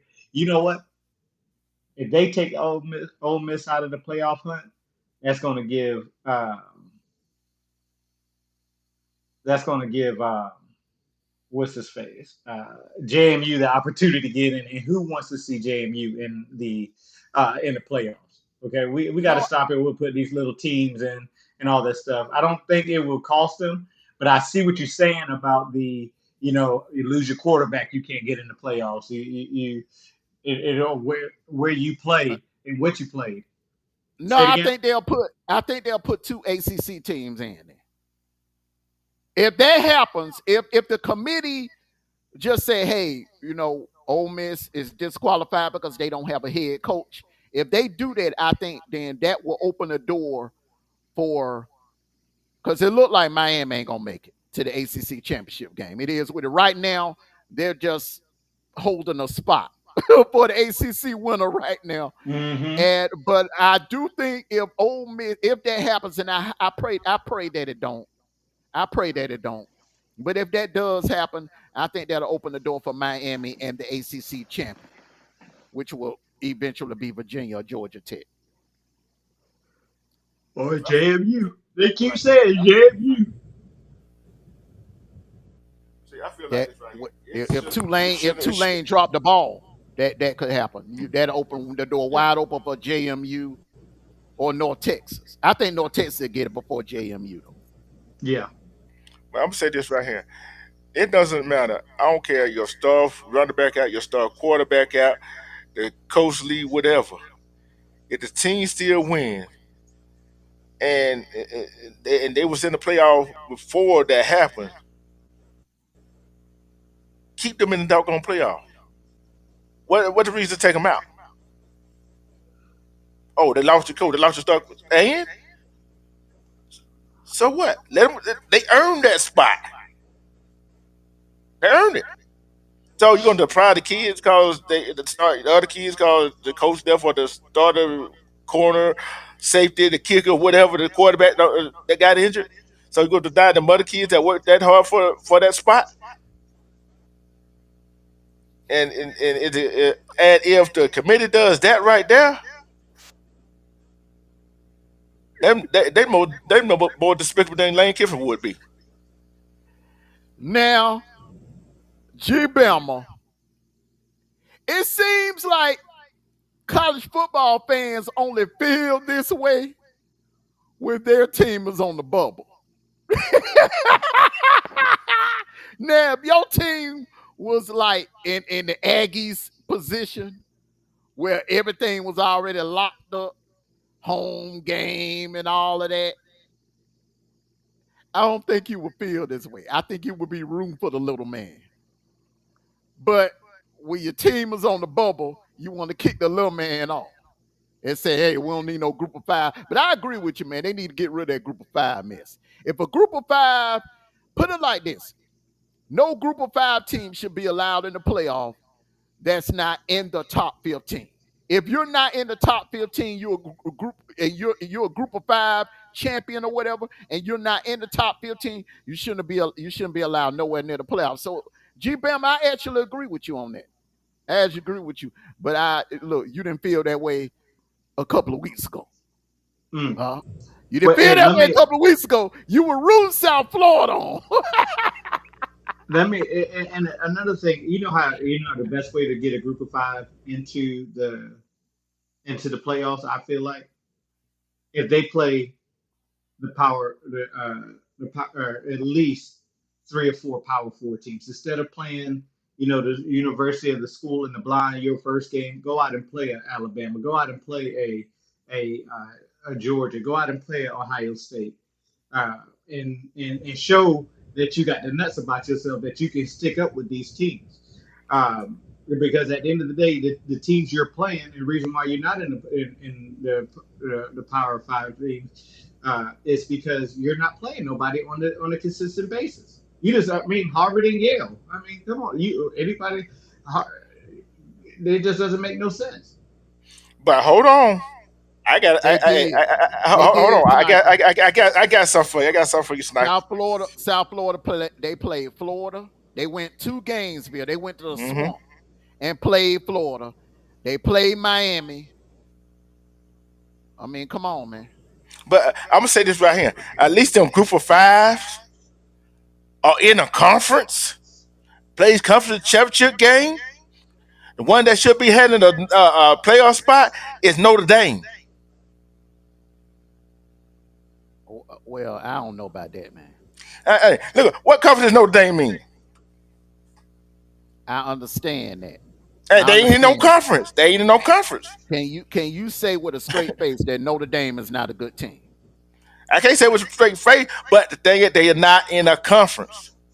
Why penalize a group of five conference that play their conference schedule, play a conference championship game, and win out?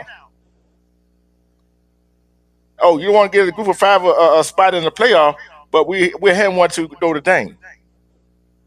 Okay. Mm. Okay. Okay. So let me name a couple. Let me just pick out a bubble team right now, off the top of my head. Vanderbilt.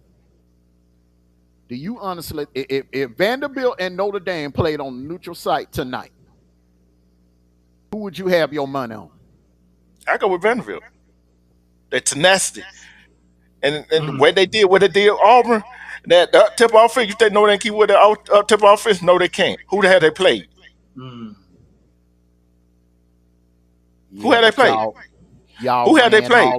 Y'all ran all over Vanderbilt defense. y'all ran all over that Vanderbilt defense. Yeah, Remember, but yeah, but y'all dang put it, some but on them who on had the Notre Dame ground, man. played? A&M, And A&M, who else? bro. Who else? Miami, USC, Miami. Navy, Okay. Okay. Pitt. Okay. But they ain't in the conference, bro. Hey, say what y'all feel about a group of four, five team. Is the way I feel about Notre Dame. I've been saying it all year. I had changed. I feel what you're saying, man, but they are good, bro. It don't They matter. beat. Look, man, they can only play the schedule that's put in front of them, and they are boat racing. They ain't just winning by field goals and by touch. They are boat racing. They running teams out of the stadium, bro. Hold on. Look what they They, did. They went up to Heinz Field and did what they did to Pitt last Saturday, bro. When they did that, man, they got my respect. But I don't believe they should be in front of Bama. I think that's egregious for them to put them in front of Bama because of Bama's body of work. Now, yeah, Bama been laying the egg the last couple of weeks. They got the brakes beat off of them by Oklahoma last Saturday, and they should have lost to South Carolina a couple of weeks ago, but they beat South Carolina.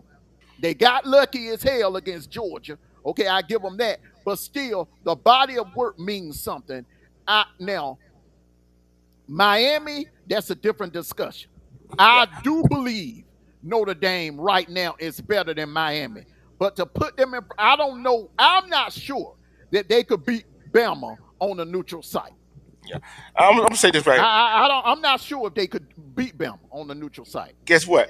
If Notre Dame played the ACC schedule, if Notre Dame played the ACC schedule right now, you know what.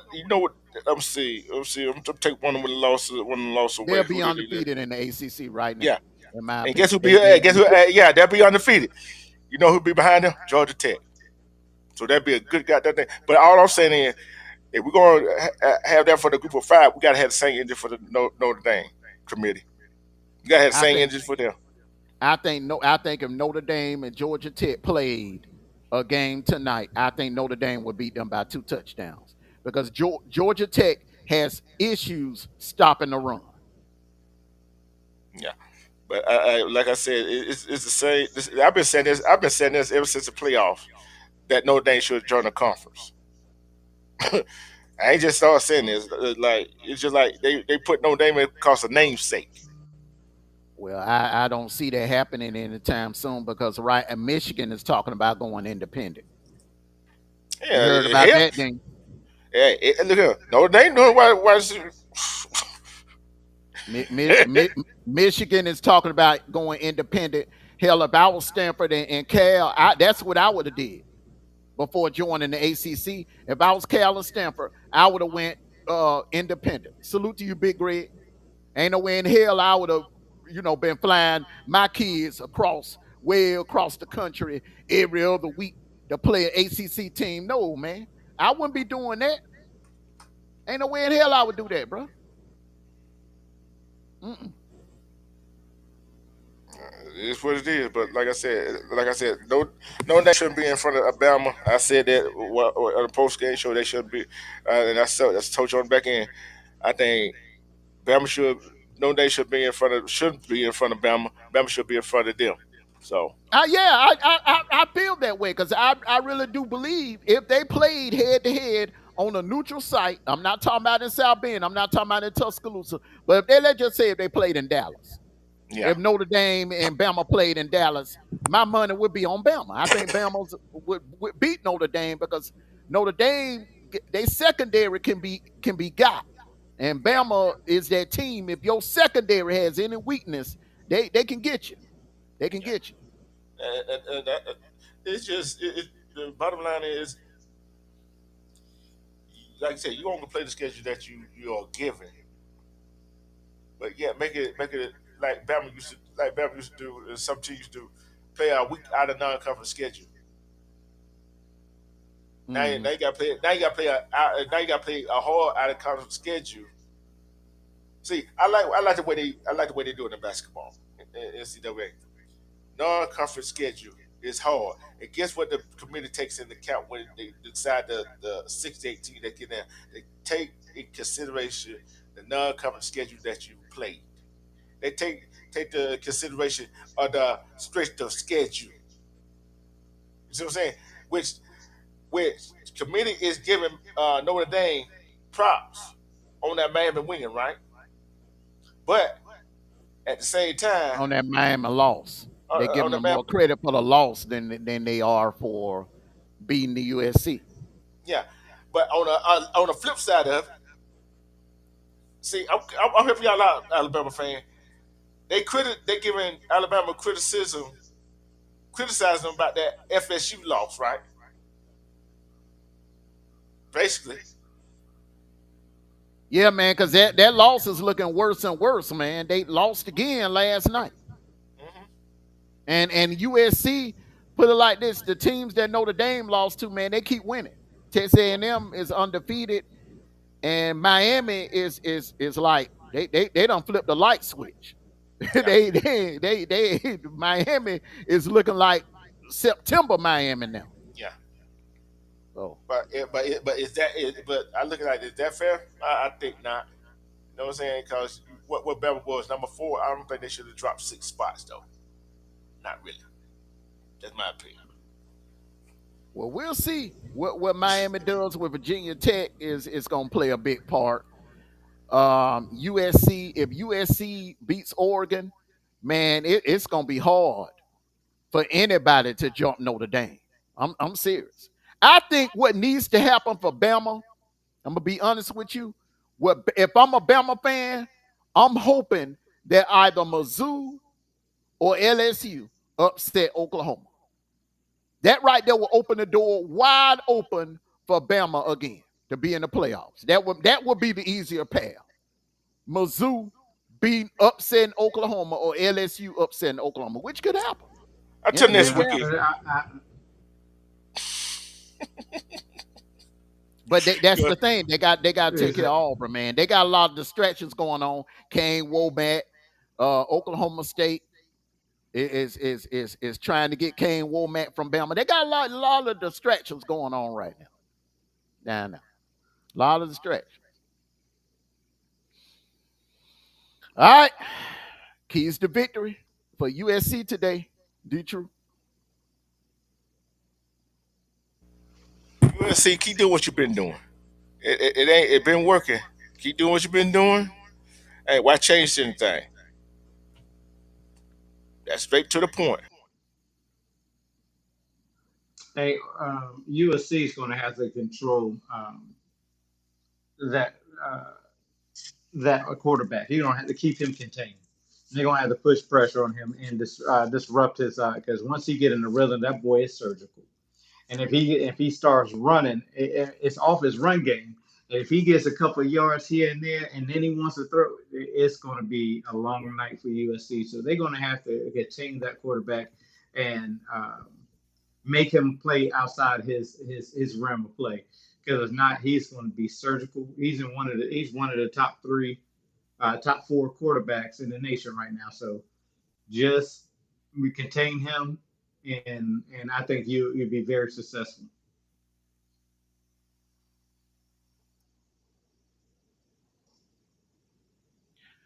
Um, man, just score early and score often. You don't want to get into no phone booth battle with Oregon because that Dan Lanning defense is not. It won't work. Mute up for a quick second, Sniper. All signs point to it being you. All signs point to it being you. But now you don't want to get in a phone booth battle with Oregon. So that West Coast so-called 7-Eleven offense that you got, man, you better unload that playbook today. Drop about 40, 30, 40 points on Oregon and go up tempo. Go up tempo all day. You got, I mean, man, next to Bama and Ohio State, you might have like the third best set of receivers in the nation. So unleash all of those weapons. Unleash all of those weapons on that Oregon secondary. And just jump on them early and jump on them often. That's my advice to USC winning today. That's gonna be a good game. It's going to be a great game. All right, I'm gonna let you start off on this one. Hey, Oregon's defense. Oregon's defense. Y'all got to stand tall. You got to stand tall. You can't let USC get away with this. And y'all gonna be playing on your side of the field, so or on your side of the line. So you got a tall task, but you got to stand tall. I'm gonna put this on the keys to victory. It's gonna be Oregon's defense. I'm not too worried about their offense because they can score whenever they want to. But this defense, y'all got to stop. And you got to be 3-and-out and be done. Go sit down, get some water, some Gatorade, or some duck juice, whatever you got to do. But you can't let USC stick around because we've seen you just let them stick around. They will punch you in the mouth and take the victory from you.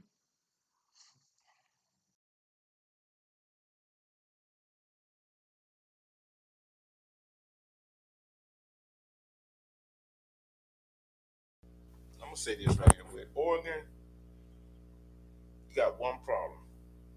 I don't care how you play. You play your own game. USC gonna be playing desperate today because they got two losses.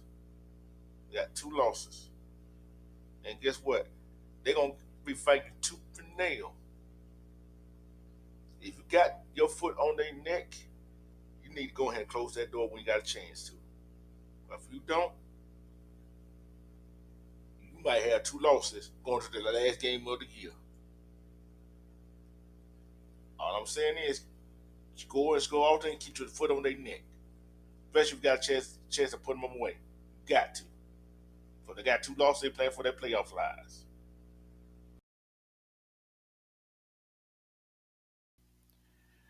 Two of their starting receivers are out today, so Oregon is gonna have to they're gonna have to depend more on their running game, on their ground game, and Iowa had some success on the ground against that USC defense. So Oregon is going to have to win this game on the ground because when you're missing two starting receivers, man, that's a tall order, and that defense is going to have to play the best game of the season. That defense is going to have to play out of their minds today to defeat this USC team. This is going to be a game, man. I can't wait. The 3:30. This is going to be a game. This is gonna be the game of the day right here.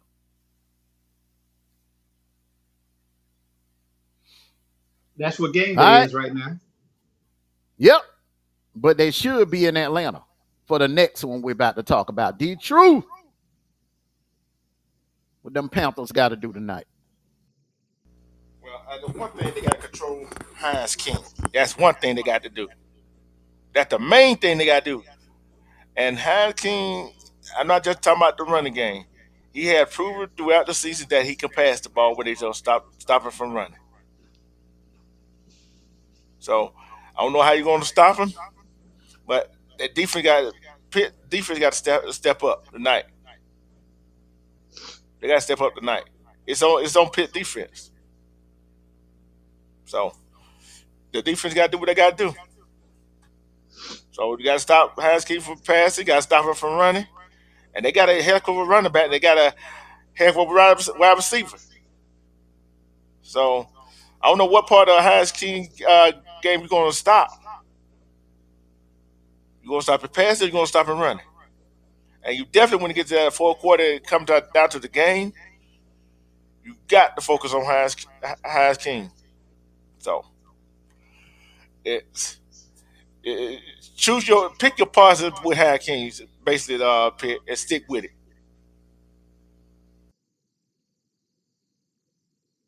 All right, so this first got to on defense got to watch the ball and not watch the all this misdirectional plays. Georgia is killing teams with this mixed direction, pulling guards one way and the ball's going the other way. Um, and then you got to contain that beast at a quarterback they got. So again, this one I believe it's going to be on Pittsburgh's defense, keeping them on the opposite side of the 50 and not letting them get explosive plays on the ground or in the air. Uh, but they got to watch the ball and not get caught up in those mixed directional plays, or they're gonna get burnt all night.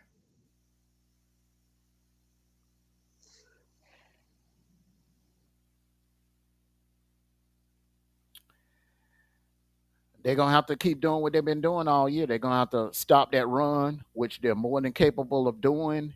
And on offense, they're going to be a little bit more aggressive. They're going to have to be a little bit more aggressive than what they did last week against Notre Dame. Now, a lot of that probably was credit because Notre Dame just has a hell of a defense. But Georgia Tech's defense is nowhere near on the level of Notre Dame's defense. So they should have some success. I think this will be a back and forth game, kind of like what I'm predicting for Oregon and USC. I think it's going to come down to whoever has the ball last. It's going to be one of them type of games. Whoever has the ball last, because I think both defenses are going to have a hard time stopping the other's offense. So I'm looking forward to this one tonight too. Georgia Tech has a chance to do something that they didn't. You got to go all the way back to Megatron's senior year in 2009 when they had us. They were undefeated going into that game. And all they had to do was beat Georgia. And they could have went to the BCS title game in 2009.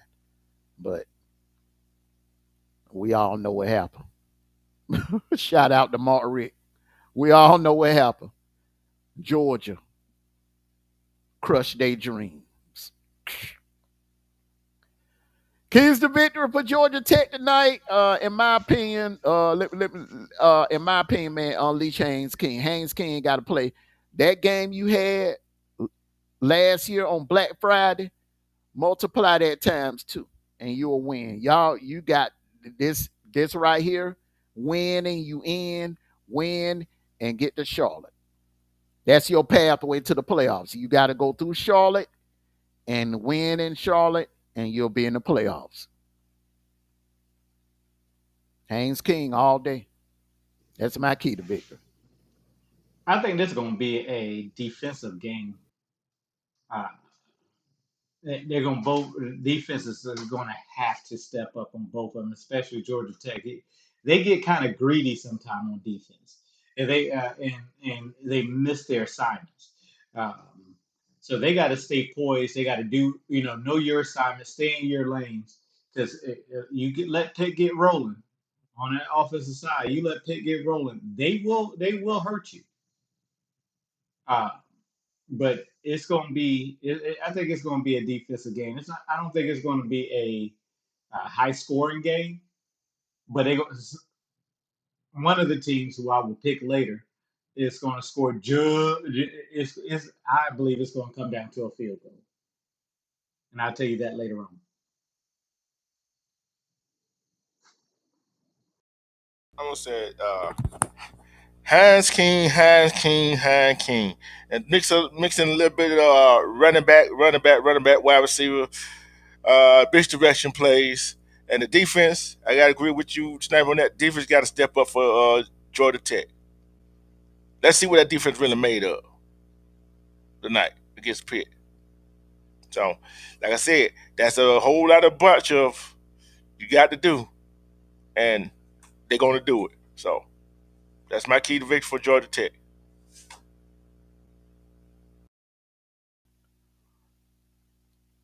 If the both of y'all's logic is true, then that plays in the Pittsburgh favor because Georgia Tech's defense in 2025 has been a liability. Remember Boston College?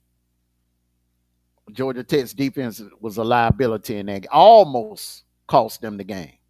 And in NC State, their defense was a liability. So if that's true, if what you're saying is that's how this game is going to go, that's not good for Georgia Tech.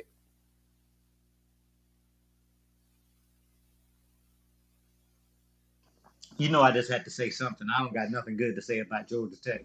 I don't know about Russell Red always thinking I'm hating on Texas, but I really do hate on Georgia Tech. But I'm like this. I look at this right here, and like I said, with Pitt, they on the way to the playoff. They got to win the conference championship game, so they got something on the line. You feel what I'm saying? But at the same time, who said Georgia Tech defense won't stand up tonight? It won't click for them. Just they last ACC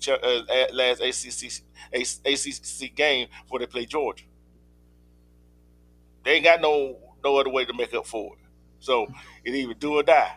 So they defense got to stand up. It's kind of late for in the season for you now to say your defense click. You don't got a game and a half, 2 games left. It's kind of late for that. That should have clicked a long time ago. Last week in Boston College, did it click for him then? But hey, I don't care. I put it this way: your offense or your defense, neither one work, or your special team not working, and you win the ball game. That's the bottom line to it, ain't it? A W.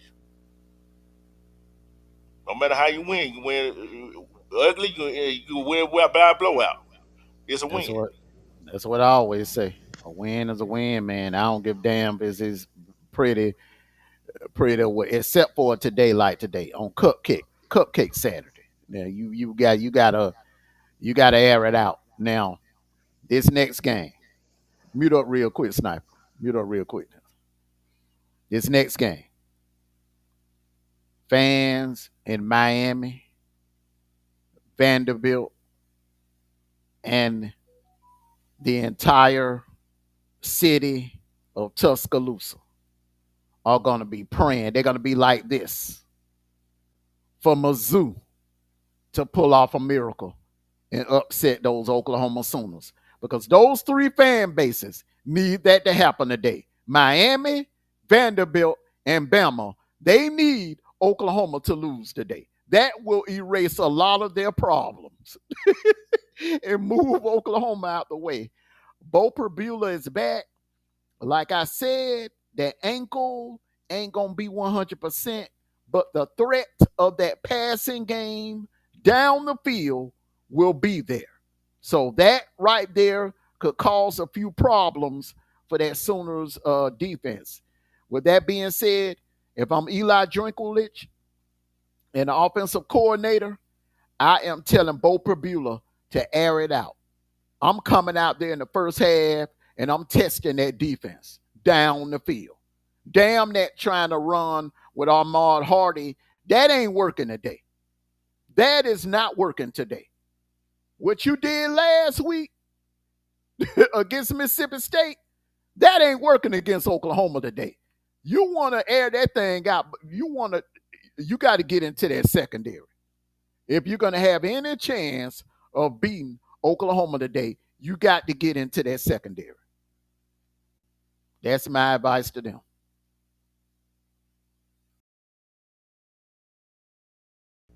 Missouri. One with his ankle. Yeah, you got to air it out, but yet at the same time, I know you want to run the ball with Hardy. I know you want to run the ball with Hardy. Pick your pause and how you want to run the ball with. Don't just try to run it up the middle. Run outside. Get that defense kind of tired. And for the ruler for that quarterback, you gotta psych yourself out. It ain't nothing wrong with my ankle because you got to step. I don't care your plant foot or your foot you planted to release the ball on. You got to trust your ankle. You gotta trust your ankle. You can't come in there with no fear. No fear. And the Missouri defense, um,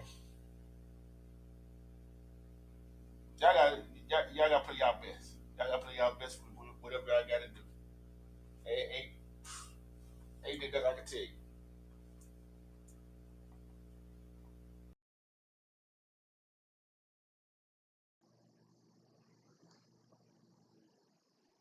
Missouri, y'all got a hard task ahead of you, bro. I ain't even gonna lie to you.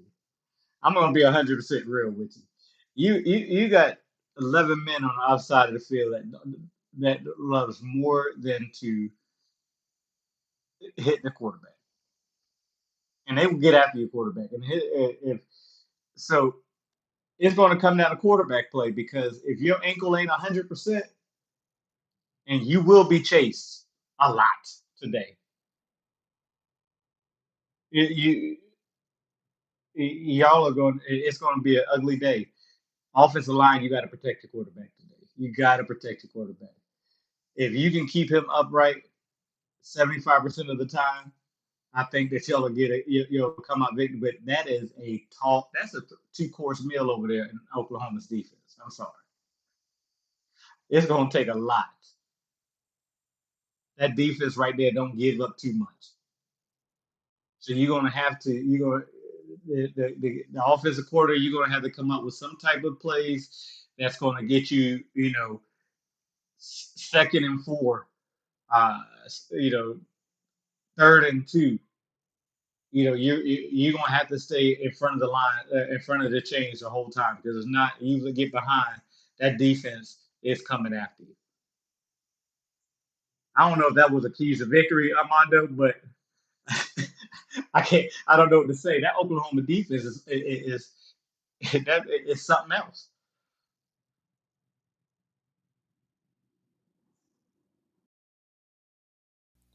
One thing I will say though, Missouri has a hell of a better old line than Bama. They're big and stout. They have a damn good old line. That's why they're able to run the ball so well. That's why Hardy was able to put up 300 yards last week. A team that can run the ball well, 9 times out of 10, they got a damn good old line. And so, um, in that, that's why I'm glad this game come on at 12 because we it could be a little chaos in that game because if Missouri on that first series, if they're able to move the ball in the air and get protection for Bo Prabula, this thing could get interesting. This game could get interesting. If he has time to throw the ball, it's going to get interesting because he's a pretty accurate passer down the field.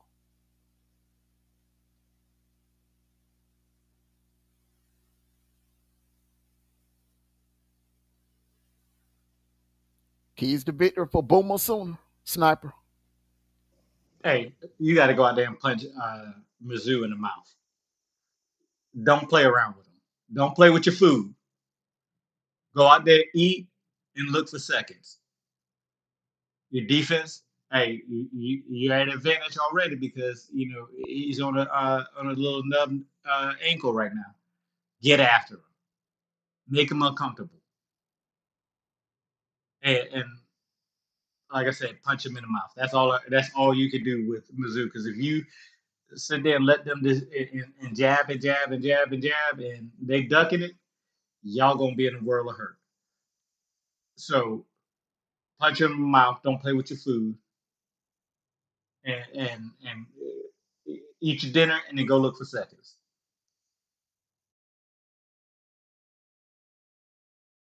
I'm gonna say this right here with Oklahoma got the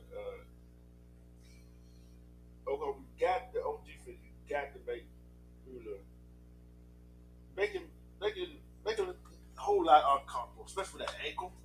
Make him see if he can run the ball. Let's see how good the ankle is, and then because I know how good your defense is, and Mateer, we see how you been getting as you've been getting in the game. Y'all got you playing out there. Y'all been playing the offense. Cause I'm putting out there.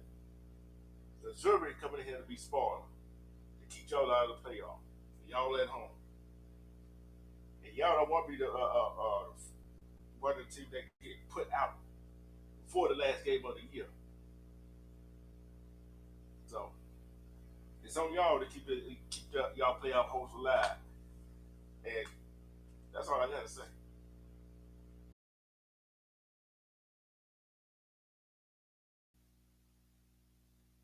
Well said. Well said. Man, Oklahoma don't allow anything over the top. Keep everything in front of you.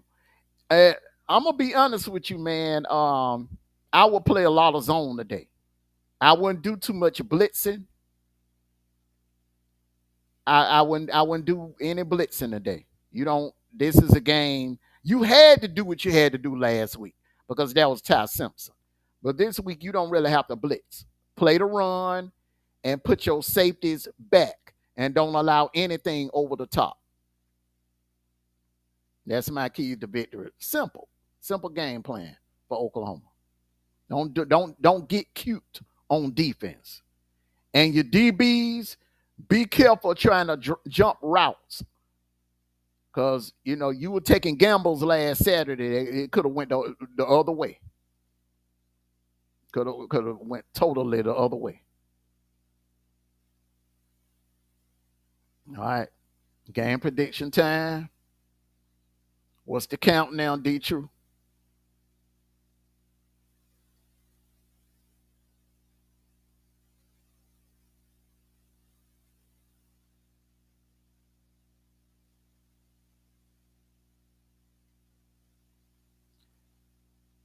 This first one is tricky. Brigham Young versus Cincinnati. BYU is in the middle of they got to keep winning. They got to get to Dallas with no more losses. So this is a must win right here. I'm taking the Cougars. I'm taking BYU.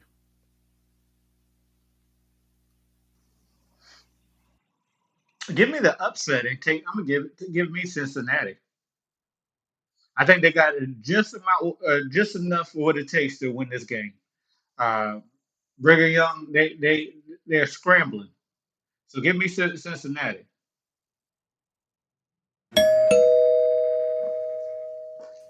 What we got going on here? Cincinnati and BYU, that gonna be a good one right there. Because somebody got to stay alive, and BYU is still alive right now, and they got a slim chance. But I heard somebody say get him BYU, right?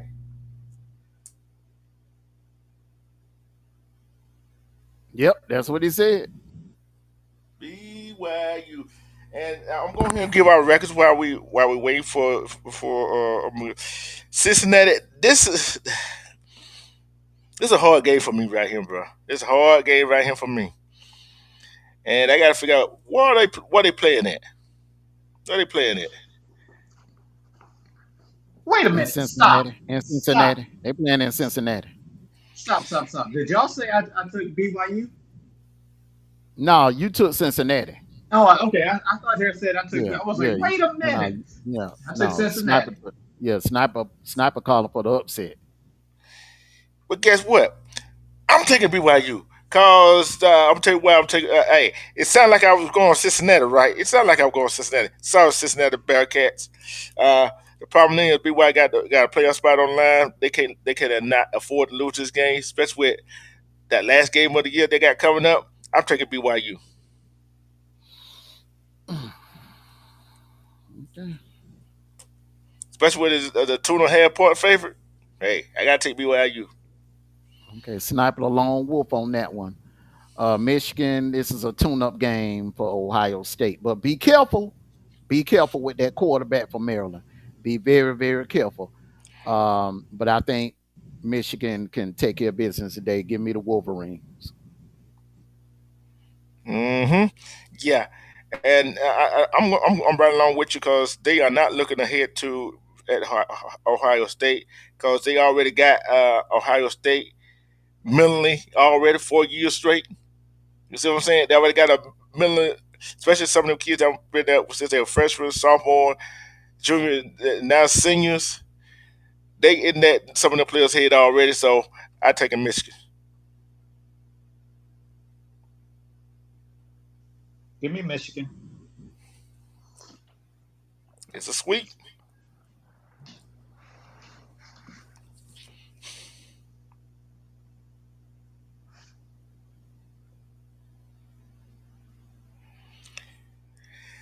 Lord have mercy, mercy me on this one right here. Boy, boy, boy, boy. Woo.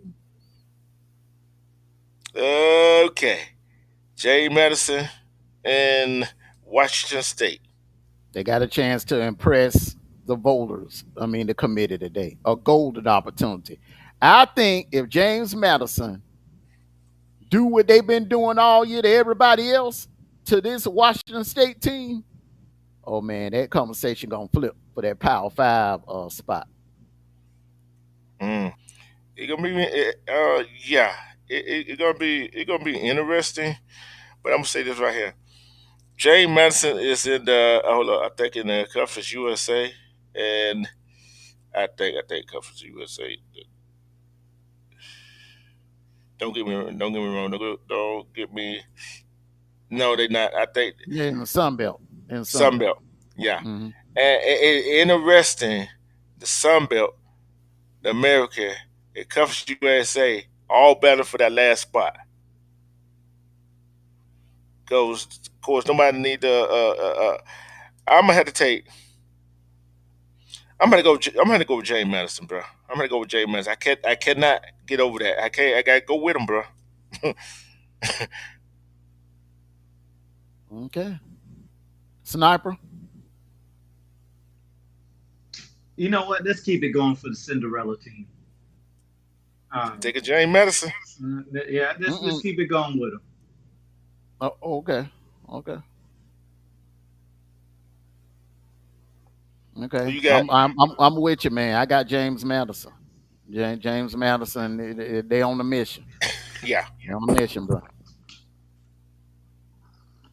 Mm, here we go. I gotta Amondo, go. you, I'm gonna wait. go Amondo, Oklahoma. Go ahead. you going with Oklahoma? Yep, I gotta go with that defense, and I do not trust uh Bueller coming back off an ankle injury. This is his first game back and going against a defense like that. I gotta go with Oklahoma. Mm.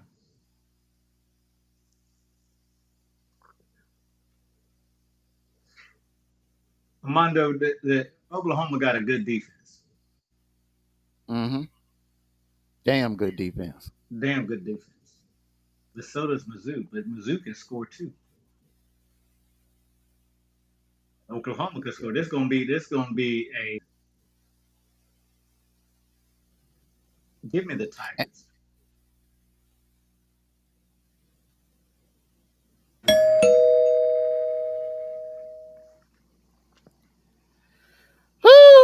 Well, but I think John Mateer. I think John Mateer would be the difference. I think John Mateer is going to have somewhat of a Heisman moment today. I'm not saying he's going to be a Heisman finalist, but he's gonna have a moment like he had in that Michigan game, and that's going to be the difference. So I'm taking Oklahoma, man. I'm taking Oklahoma. Too much on the line for them.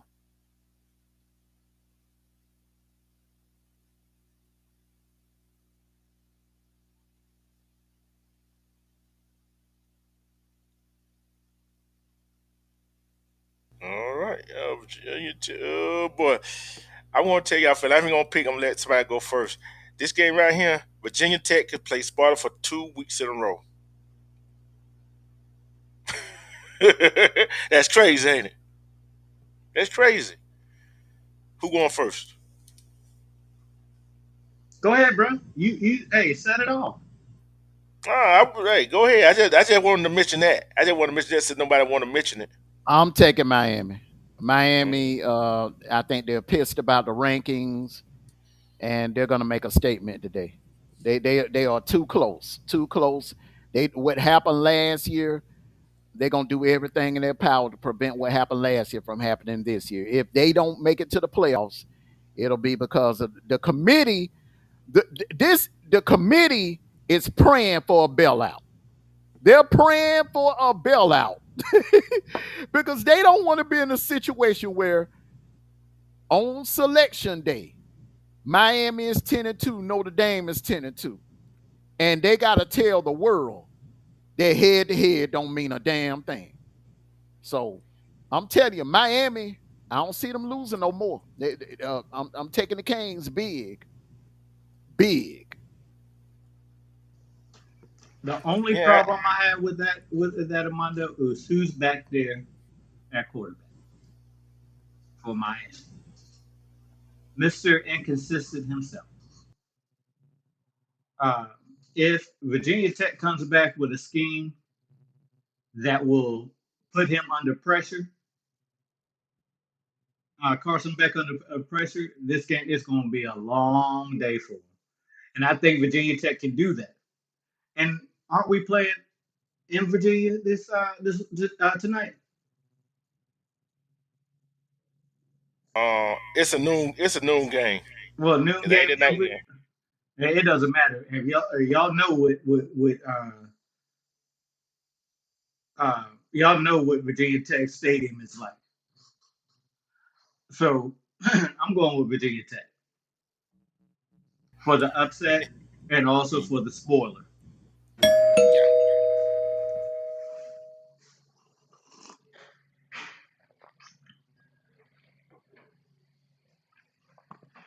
I'm going. Guess what? I'm going Miami because there's gonna be a hurricane up there in Blacksburg. Yeah, it's gonna be a hurricane up there. People saw a hurricane don't happen in the north. That BS. Hurricane do go up north. I'm taking Miami.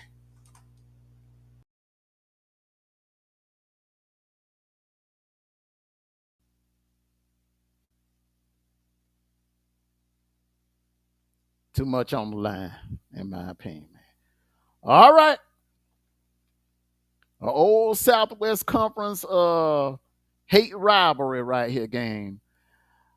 Texas need to be careful. Texas is the only thing they think they got on their mind is they got two things on their mind. That ass whipping from last Saturday night in Athens and getting and ruining A&M's perfect season. Those, those are the only two things on their mind, but they need to be thinking about Taylor Green. They need to think. They need to watch out for this one. They need to watch out for this one. Be careful with Arkansas, but I think I think this game gonna be close in the first half. But I think Texas is gonna pull away because they're in Austin. They're gonna wake up in that second half and they're gonna put the Hogs away. I'm taking Texas by about 2 touchdowns. And I'm going like this with Arkansas. They haven't won a conference game yet, and guess what? In this game, Arkansas could really put Texas out of their misery about a playoff spot by winning their first SEC game. But guess what?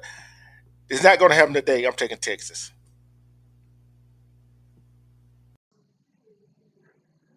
Y'all haven't seen Arkansas play lately, have you? They haven't been losing games by much. Nobody's really blown them out. They play really decent football. Don't be surprised if this game goes. If I was going by points, I would definitely take Arkansas. But since we're not doing by the spread or points,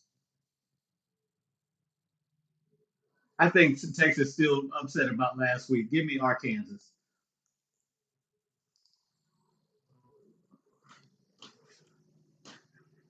You You taking taking you Arkansas? taking the Razorbacks? Yeah. You taking the Razorback get that first SEC win against Texas? Against Texas, they haven't. Hey, listen, Texas is upset right now. They still licking their wounds from last week, and they like, oh, we were this and that because we threw 300 yards on this one and three and no. Watch Arkansas come in there and embarrass them. This is what this prediction may be correct for Sniper for the simple fact that Arkansas is dangerous running the ball too, bro. Taylor Green can take it to the house at any time, bro. So hey, I'm gonna say this right here. Yeah, he might be right, but then again, Texas might come take out how they lost last week out on Arkansas. It could go both ways. You see what I'm saying? So we're gonna see. We're gonna see.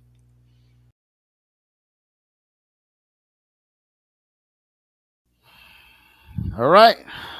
Uh, are we gonna have a Music City Miracle today, or is Vanderbilt playoff hopes gonna stay alive? They take care of business against Kentucky. Kentucky been on fire lately, man. This is not gonna be easy for Vanderbilt. Kentucky, Kentucky is a tough out, man. But because they got this game in Nashville, and this is senior day for Pavia, it's gonna be emotional. His family gonna be there. His entourage gonna be there. This senior class has been through a lot with Clark Lee. I think this is Clark Lee's first class, like the class that he brought with him to Vanderbilt. This is going to be the one that's going to walk across that field today. It's going to be emotional, and they're going to want to go out with a win for Clark Lee. They're going to do it for Clark Lee. Give me Vandy. Well, I'm gonna say this right here. Although Kentucky, although Vandy been doing what they've been doing, the blueprint is out on Vandy. Although Kentucky got 2 games to get to 6 wins to get bowl eligible, I think Kentucky been too hot. They've been too close lately to lose. I'm gonna take Kentucky.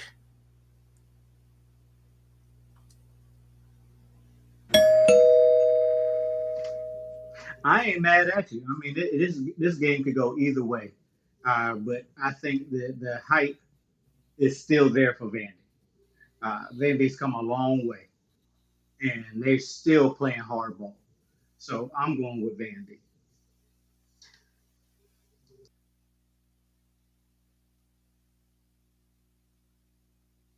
Common sense said Diego Pavia throwing for 300, rushing for 100, like he did on.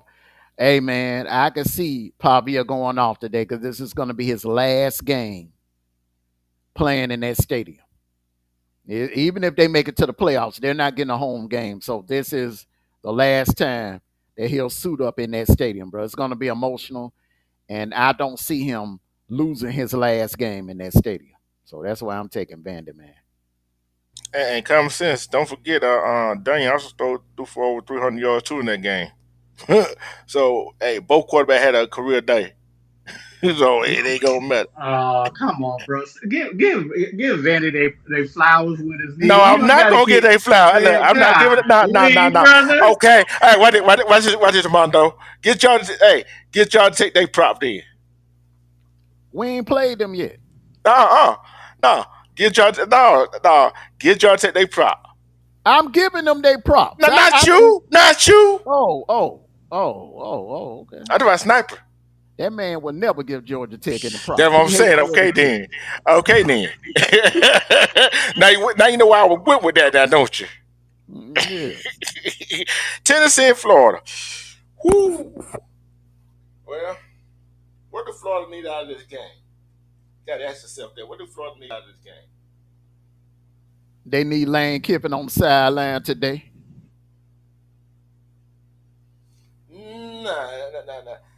Florida really not playing for nothing today. So although they in Gainesville,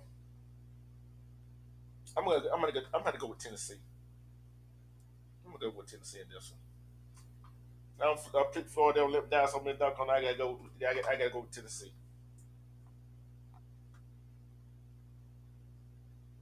You never know what you're gonna get with Florida. That's just the bad thing about it, man. This is a hard game. You never know what you're gonna get with Florida. Are you gonna get a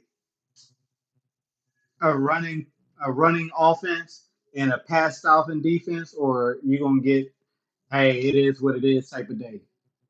I'm going with Tennessee.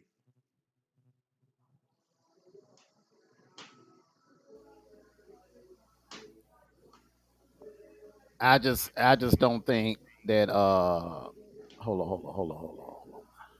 Oh, music in the background. I just don't think that Florida can keep up with Tennessee. It's gonna turn into, this is gonna be a track meet right here, because I think that both defenses are gonna have a hard time stopping the other. Florida's defense is good, but they can be gotten over the top, and that's Tech. That's I don't know why I keep saying Tennessee and Texas. They're the same colors. That's Tennessee's specialty, getting you over the top. I don't think there's anybody in Florida's secondary that can stay with Brazel. And I just think Joey Aguilera in a shootout is just that much better than Lagway. Lagway is going to have a good game today. He's going to have a damn good game today. And I think this is going to be Lagway's last game in a Florida uniform. Because if things go the way I think they're going to go next Saturday at Lane Kiffin's press conference and he end up at Florida, he's bringing Chambliss with him. So I think this is going to be Lagway's last game in the Florida in the swamp. This would be his last game in the swamp. So I'm taking Tennessee in a close one, in a shootout.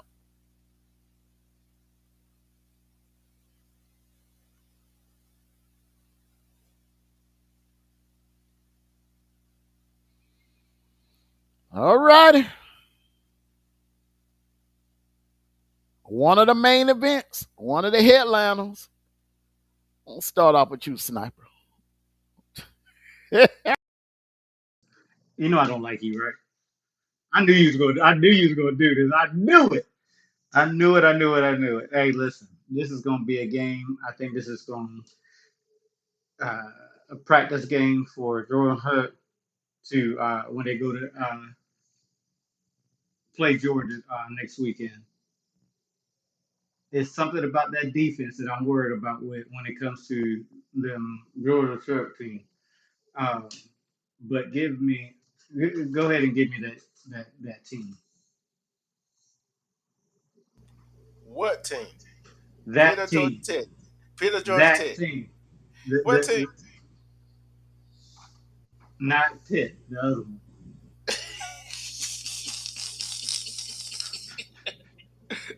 I want to tell you out this right here.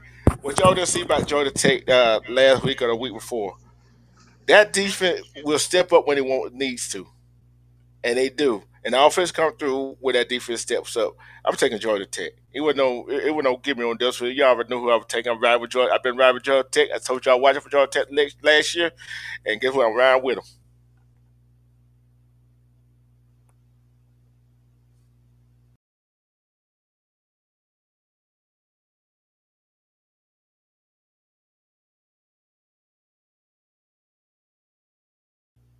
Mondo.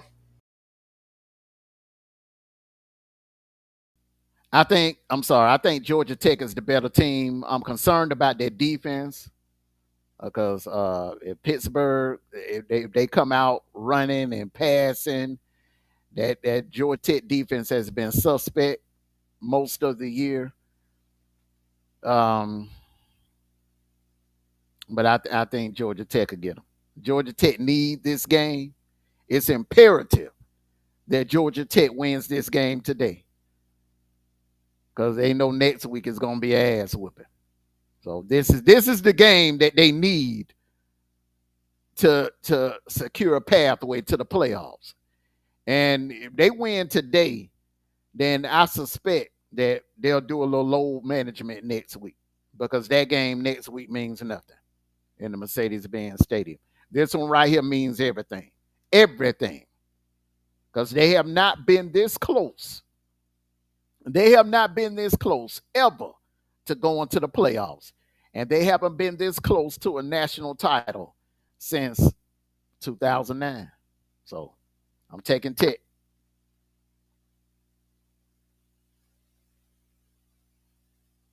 In the main event, I'll start this one off. Trojan man.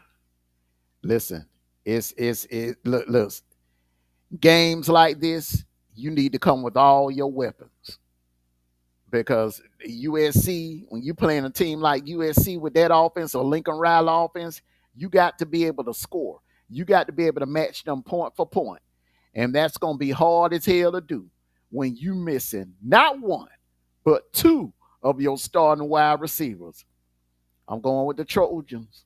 I'm going with the Trojans for the upset. And this right here, when they beat Oregon, that is going to boost Notre Dame's strength of record.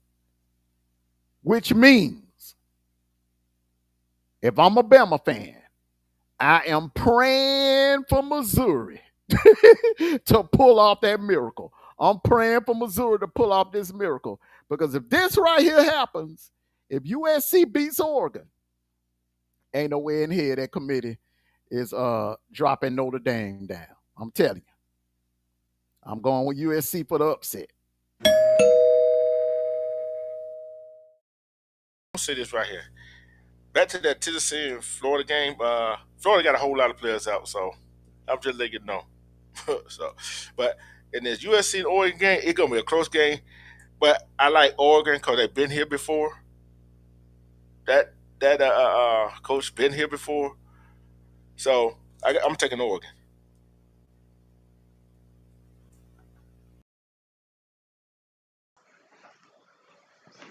This gonna be a game of the unknown. I'm going with USC for the upset. It's been a long time since USC has been in the playoffs talk, the playoffs thoughts, and I think it's their time. Oregon's been under the radar all year long. I haven't heard anything about Oregon all season long. Give me USC.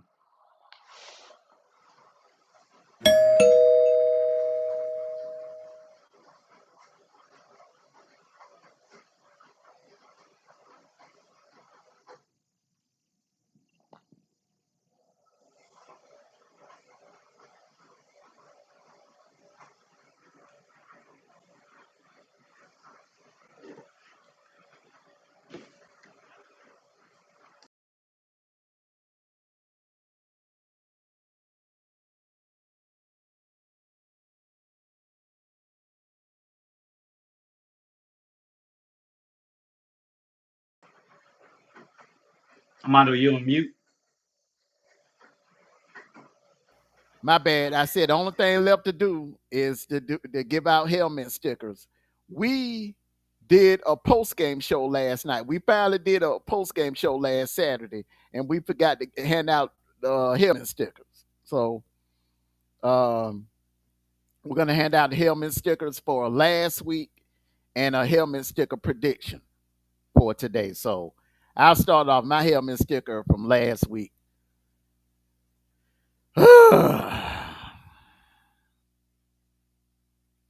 Kirby Smart. That was the greatest play calling I've seen in my lifetime in college football. I'm just being honest with you.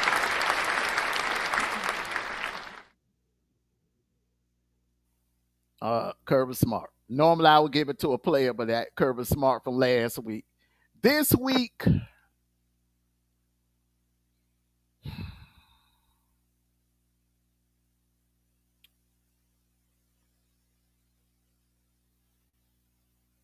I think Diego Pavia gonna go off. I just see it. I just feel it. Diego Pavia is gonna have one of them games. He gonna go off. Last game in Nashville, he going off today. I'm telling you, fellas. That's gonna get the helmet sticker. That's my prediction. Helmet sticker prediction for today. I'm going to say this right here. You get your helmet sticker to Curry Smart. I gotta get my helmet sticker to Sales Free of Texas A&M and the Texas A&M Aggies to come back from what they came back from and that had never been done in SEC 0 and 286 until that day. I gotta give it to the whole team of Texas A&M. I applaud you for that comeback like that. I got to applaud you for that. 20 some point down, and you outscored them what 31 to nothing in the second half. Come on, man. You probably won't see that again in any sport right now. They came back for 20 something down and won that ball game. I gotta get to Bacelis Reed and the Texas A&M offensive defense. Y'all came back out that second half and played. That might help me stick with right there. And this game right here, I'm gonna put it like this. I don't know who I'm gonna go with this week, but I'm gonna have to. Hmm, Joe Mattel gonna have a good game passing. He gonna have over 200-yard passes against Missouri, and he gonna do it with his arms and not with his leg. That's what I'm looking for today for Joe Mattel.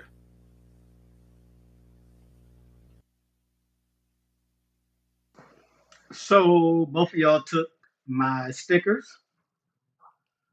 but I'm both of you took because I was definitely thinking Texas A&M with a 27-point deficit and came back and won. Uh, but I'm going to give it to Oklahoma's defense.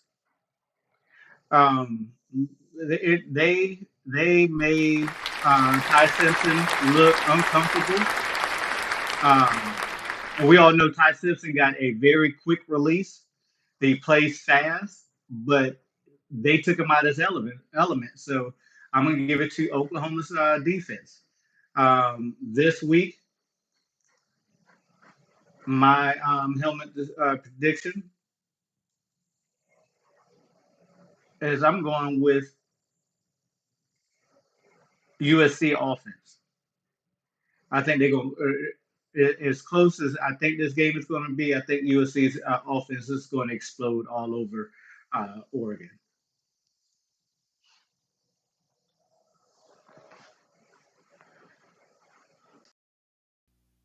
So you taking the entire 7-11 squad. That's a good pick. Always open, and they and their little what's those things called? Those little ices are always good. You know what? I look. Hey, Sniper, I was sitting here thinking, like, my no for last week, I know he finna go to the Texas A&M Aggies. I knew he finna do it. Well, he doing like, oh yes, I got it. Yeah, man. Cause that onside kick call with the lead in the fourth quarter, bro. That took balls. That took some grapefruits to call that right there, bro. For real.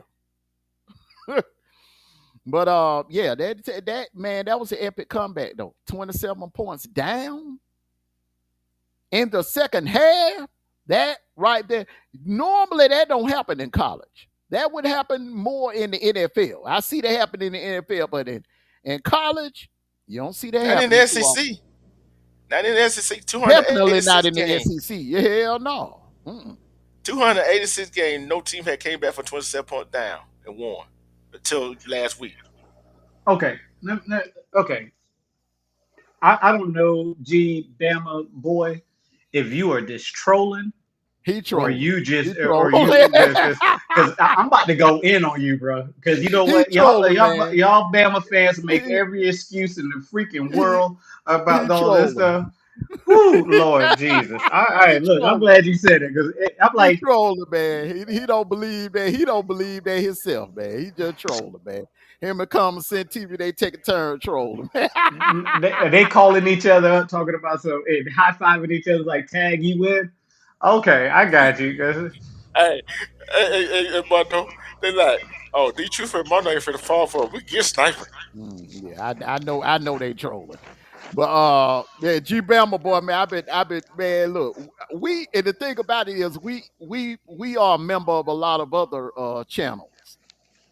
You know what I'm saying? So he be over there doing the same thing, man. rolling. Bold prediction.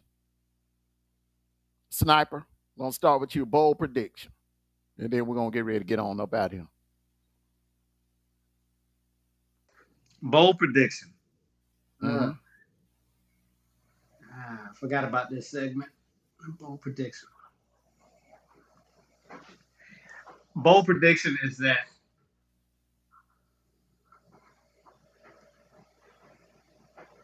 Pitt's going to somehow, some way, even though I picked the other team to win. My bold prediction is Pitt is going to do something special, and they're going to ruin Georgia Tech, any chances that Georgia Tech has. That's my bold prediction for today.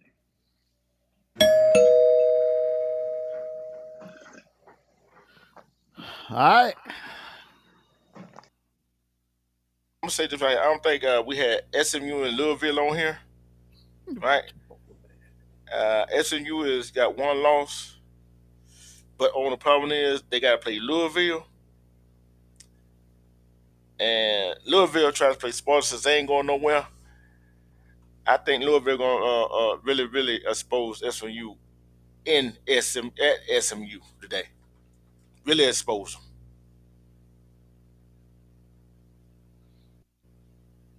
Okay. So that's your bold prediction. Mm-hmm.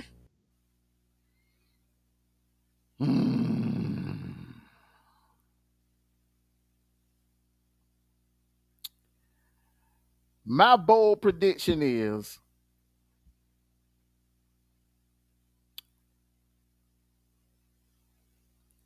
Deuce Knight gonna put up some Cam Newton like numbers today. That's my bold prediction. Deuce Knight gonna go the F off today in Jordan Hare, which is gonna create a controversy going into next week. Tell you, no, everyone, I'm thinking, I just got a funny feeling, bro. Hey, Not gonna go off today, bro. Yeah, I'm going to go say because I'm going to go ahead and nip it in the bud. It ain't gonna create no controversy because Austin ain't gonna be the starter. What controversy gonna create? Who gonna be the backup? And he gonna wind up being the backup just in case, Lord forbid, what happened in that Bama game. See what I'm saying? So I expect him to go off against Mercer. Who? Yeah, you expect him to go off, right? But listen, you think that just because they already named the starter or the potential starter for next week against Bama, that nothing would change if this boy, even though they're playing Mercer, that he doesn't look good enough that he can bring a victory against Alabama. So you keep saying that, but it's not like things could change from now until next Friday when they put out the starting report. I already know who's starting this week. How you know, I already know who's starting this week. man? Come on, you You think I finna? You think I finna put Deuce Knight out there against Alabama when Austin ain't giving me the best chance to beat Alabama, especially when I win this game this week for a chance for a bowl game? Yes, because Deuce Knight is obviously got something going on, and he's been proving himself in practice or someplace that they actually consider starting him. Only reason they consider starting Deuce Knight or Jackson Arnold because they sat Austin Daniel down for this game, so he'll have one game to play and still come back for next year to play. So if it weren't for that right there, if he could play, if Austin Daniel could have played these two game right here and still had eligibility for next year, he would be playing this game. I'm gonna tell you this: don't be surprised if Mr. Knight starts next week. If he does what we think he can do this week, don't be surprised he won't start next week. Dude's He's not starting going this off week. today. He going off today. I mean, he gonna do something like I could see him running for an 80-yard touchdown, something like that. He gonna have one of them kind of games. Hey, the thing is with Deuce, I think they can actually put plays in that do they did for Cam Newton. He's that good. Yep. But you got to remember, Cam had played college ball before. He wasn't a freshman when he came in. What does that matter? There's a lot of freshmen that come in and light up the. And what I'm saying, Cam played at Florida. Then he went to Glenn College in Texas. So he had a lot of games under his belt. Cam never started at Florida. I He know, played a but he few played. plays at Florida. Just a Yeah, few. and Cam won the championship at Glenn College. So he knew the pressure. He know how to say as a starter. What I'm saying to you is, I already have an experienced quarterback out there like Austin Daniels starting against Bama. Not taking nothing away from Deuce Knight. He's good. I already have an experienced quarterback out there, and This is a everybody discussion. knows. Yeah, Yeah, yeah. We can have this discussion on the War Eagle Zone. So let's go ahead, do our final thoughts. It's 11:52. Sniper, our dogs kick off in about 55 minutes. You know what I'm saying? But that 12, that Missouri Oklahoma game, I want to be comfortable when they kick off.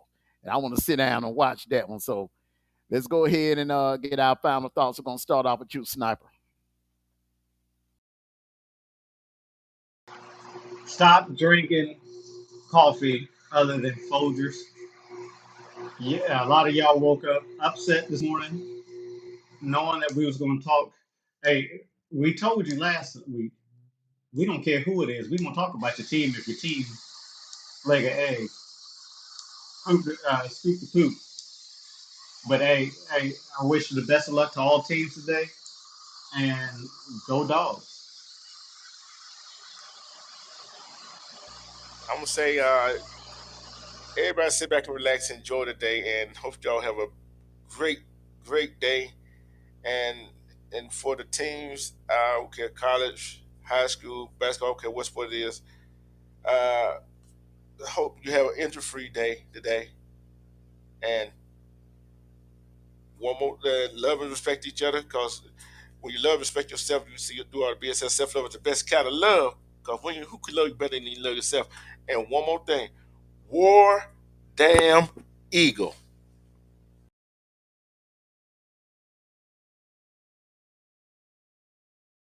You on mute, On that, my okay. On that note, want to thank everybody for coming out this morning. Had a pretty nice turnout this morning. Y'all make sure y'all hit that like button. It's playoff season. It is playoff season. Playoff is in the air. We got some very important games today. By the end of the day, we'll pretty much know. You will have an idea of what they're gonna do Tuesday night, because if you're a Notre Dame fan, you're hoping for USC to win. You're hoping for Miami to win.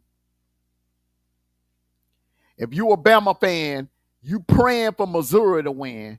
You hoping that Vanderbilt take care of business, and you hope that Tennessee take care of business. Um, but a USC win today, that would be huge for Notre Dame. That right there would be huge for Notre Dame, because USC will definitely move up in the poll, and I think that's gonna pretty much lock Notre Dame in, which means then Bama would definitely. Yeah, I think it's gonna take more than the Iron Bowl. They would have to win the SEC. They would have to win the SEC. They would have to win. They would have to win the Iron Bowl, and they would have to go to Atlanta and beat the Aggies, which it looks like. I think it will be all of this scenario, tiebreaker, and all that. I think the Aggies will. It's going to be the Aggies and the Tide in Atlanta, and it's going to be a must-win situation for Bama. As far as Lane Kiffin, pay attention to Monday. So one thing we do know, Ole Miss's athletic director knows what Lane Kiffin is going to do. Right now, only two people know: Lane Kiffin and the athletic director. They both know what he's going to do. Here's the thing: one of the schools, LSU, Florida, one of them knows what's finna happen. Now, pay attention. If Florida is quiet this week and LSU is interviewing candidates, then you know he's going to choose Florida. But if they're both bringing in guys to interview, then you know he's going to stay at Ole Miss. So pay attention to that. Whatever school is quiet and whatever school is interviewing other candidates, the one that's quiet, that's the one Lane Kiffin is going to. So keep an eye on that, everyone. Keep an eye on that. Let me take a look at this poll. I had this poll up. Which team is on upset alert today? So far, a lot of you have Oregon. A lot of you have Oregon at 46%. Oklahoma's at 24%. Georgia Tech is at 24%. Where they're tied now for second. Georgia Tech, Oklahoma, 24%. Vanderbilt is only at 10%. A lot of people feel like Vanderbilt will take care of business, man. Vanderbilt is not, getting upset today. So we'll see. Like Chris Berman always said, that is why we play the game. And like I always say, thank you all for coming out. Make sure you hit that like button.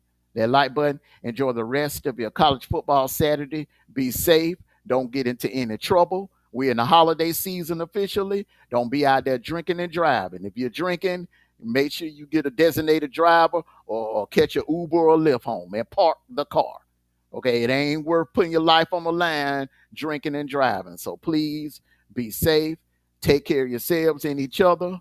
And like I always say, no matter what, at the end of the day, win, lose, draw, tie, rain delay, postponement, it don't matter. It's going to always be playoff or no playoff, SEC championship game or no SEC championship game. It's always going to be go Dogs, sick 'em, woo, woo, woo, woo, woo, woo, woo. And Bama fans, hey, you better pray for Missouri to pull off the miracle today, because I think that's the only chance in hell that you have of overtaking Notre Dame. You ain't got to go home, but you got to get the hell up out of here. See ya! Woke up early, sun shining bright. Got the flag, got the fight. Ready for the big game today. College football fever. Yeah. Dugouts packed, the crowd's alive, cheerleaders spinning, waving flags, game day magic, feels like home, with Mondo, D-Truth, Lunu, and Sniper on the mic. Are you ready for some college football Saturday? Let's cheer for our team, feeling the thrill of the game, screaming, jumping, never slowing down, together we're unstoppable, can't you feel the fun? Marching band, drums rolling out, tailgating, burgers cooking good, the field's lit, the energy's high, we're ready, let's make history. Coach is yelling, players running fast, from Texas to Notre Dame, Georgia, Clemson, USC, Tennessee, Bama to Ohio State, defending their crown. The final whistle, the crowd roars, victory we won, it's all worth it. High fives, hugs, we're all one, college football fever.